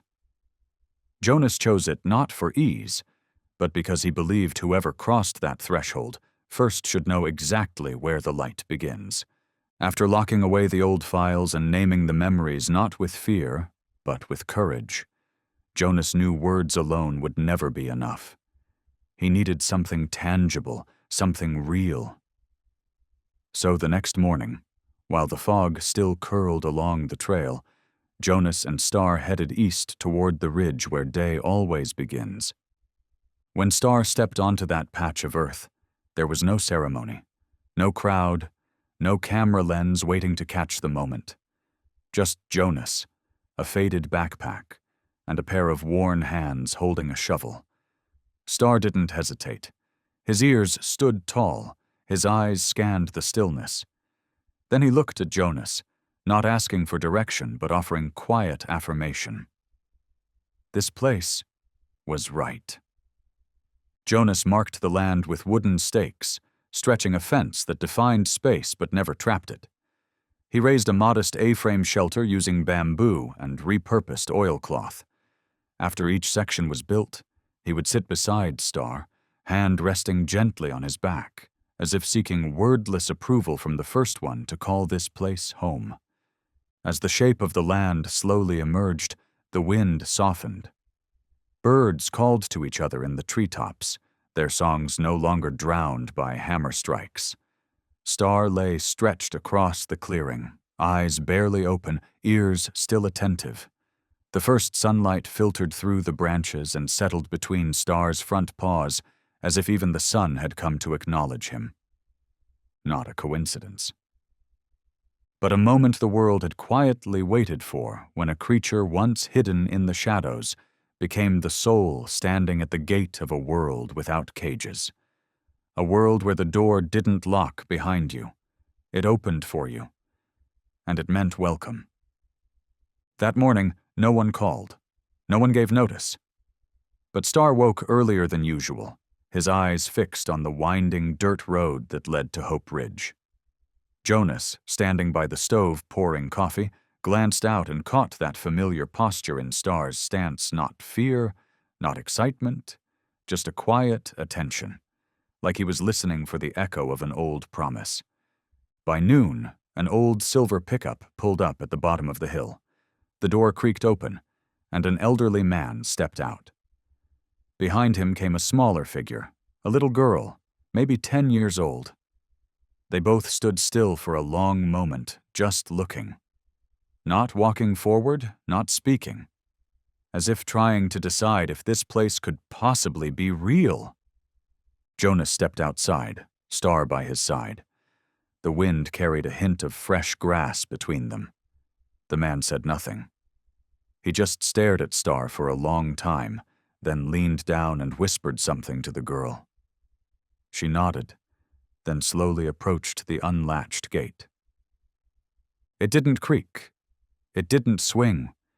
It simply stood there, offering no resistance, no demand. The girl looked at Star, then turned to Jonas. "Can I come in?" Jonas didn't answer with words. Star did. He stepped forward and gently touched his nose to the girl's hand. That one gesture, soft, simple, was enough to undo something heavy.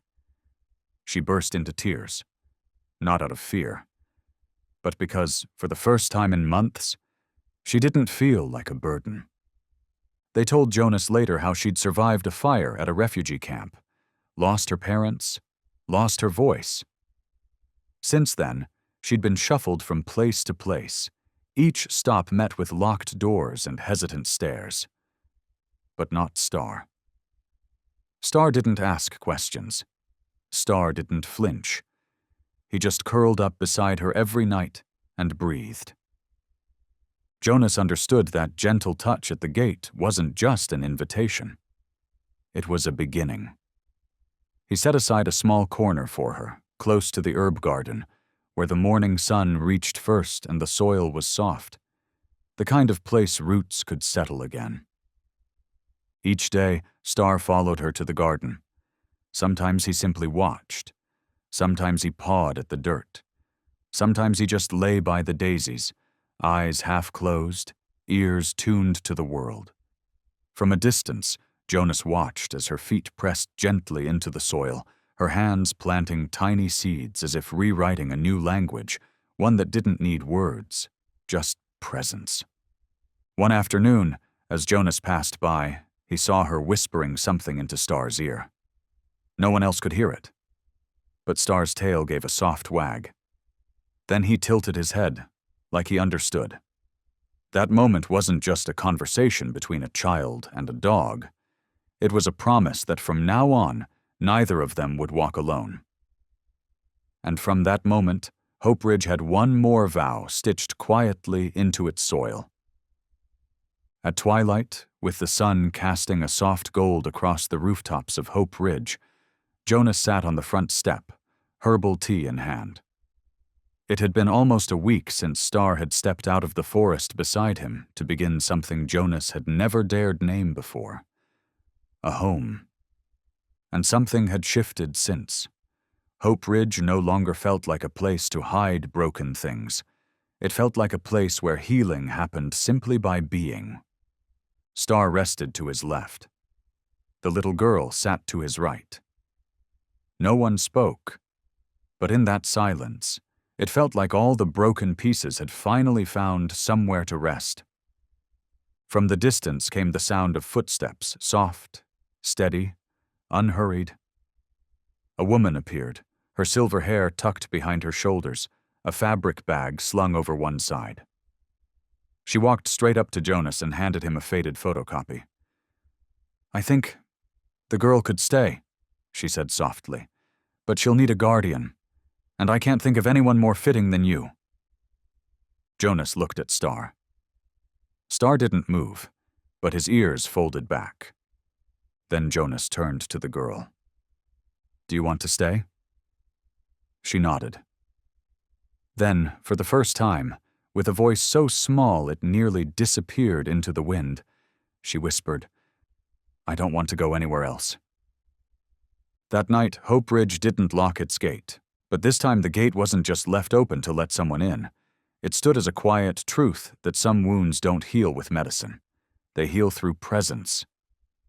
And Star, the quiet warrior, lay there still, eyes on the dirt road. Not to guard, but to welcome. That's when a journey ends, and a real home begins. Sometimes healing doesn't begin with words. It begins with presence. With one gentle touch, one look that says, "I remember, but I forgive." Jonas and Star's story reminds us that even in the deepest silence, where shame, suspicion, or betrayal once lived, redemption can still grow. Whether you're someone who's been accused without proof, or someone carrying guilt from a past you can't undo, know this: you are not alone. If you're living under the shadow of doubt or betrayal, take a breath. Before reacting, gather your truth. Protect your peace, and if you need to, speak up, not to prove yourself, but to free yourself. And if children are involved, protect their innocence. Let love, not revenge, guide your next move. Star didn't need to bark to prove his loyalty, and Jonas didn't need to run forever. In the end, truth stood its ground. Not through rage, but through quiet, unwavering care. Now it's your turn. Have you ever been blamed for something you didn't do? Or loved someone who doubted you? Share your story in the comments below. Let others see that behind every scar, there's a soul who kept walking forward. We're listening. You're safe here. And maybe, just maybe, your voice could be the hope someone else needs to hear today.